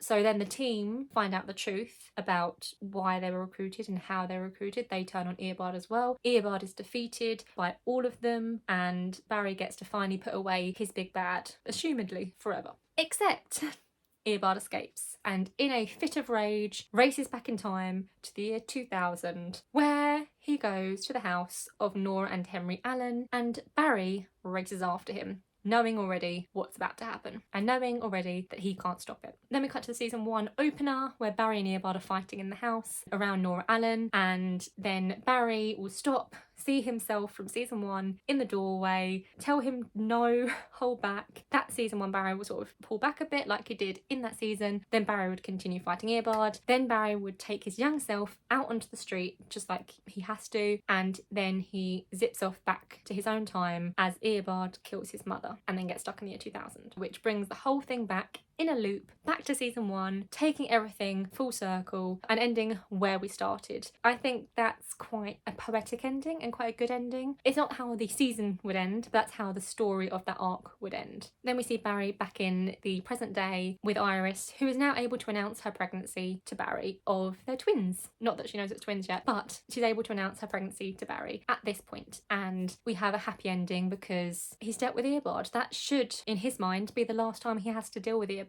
because he's had loads of fights by this point with Eobard and everything's happened. He's now gone back to the start, so in his mind he's done with Eobard Thawne. He never has to worry about him again, and whatever comes in the future he can deal with it. And that's my rewrite of The Flash. All done. All 9 seasons. I had a lot of fun doing this, to be honest. Most of it was completely off the top of my head and I just wrote it down in note form to remember for this video. But yeah, I just think that The Flash was such an amazing TV show and it's been a huge part of my life, even if it was for a short time. And I just wanted it to have a better ending. I wanted it to have a better run, for lack of a better term. I wanted it to have a better shot at being a good show because it deserves it. Season 1 for The Flash proved just how good the show can be, and it deserves a good ending. And I just don't think the writers of the show are capable of doing that at the moment. Again, we haven't seen it yet. I will definitely be giving it a chance and I'm excited to finally finish the show. And I'm excited to see Colt Blue. He looks comic accurate. So that's my rewrite. If you've made it this far, thank you.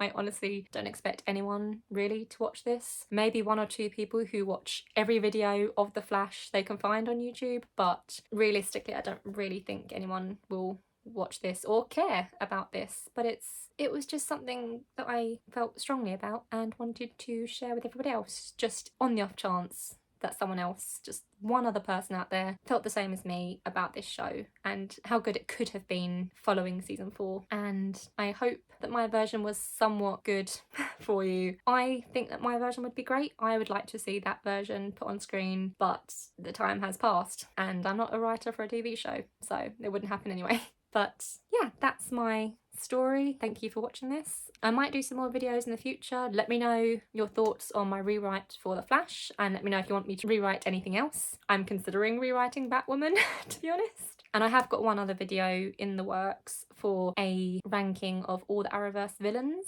because there's some good ones and there are some pretty poor ones, so I do have that in the works as well. That will be a much longer video than this one because there are at the moment about 76 villains on the list, but I am waiting until after season 9 of The Flash and season 3 of Superman and Lois have finished so I can include those villains in there. Yes, I'm including Superman and Lois in my Arrowverse villain ranking. I'm in denial, so sue me. But that's it for this video. So thank you for watching, and let me know your thoughts if you have got this far about my version of The Flash and what you would have done differently. Let me know if you had any ideas that you would have liked to have seen brought to screen, or if there are any particular stories in the comics that you wanted the Flash TV show to bring to life for you. I'm excited.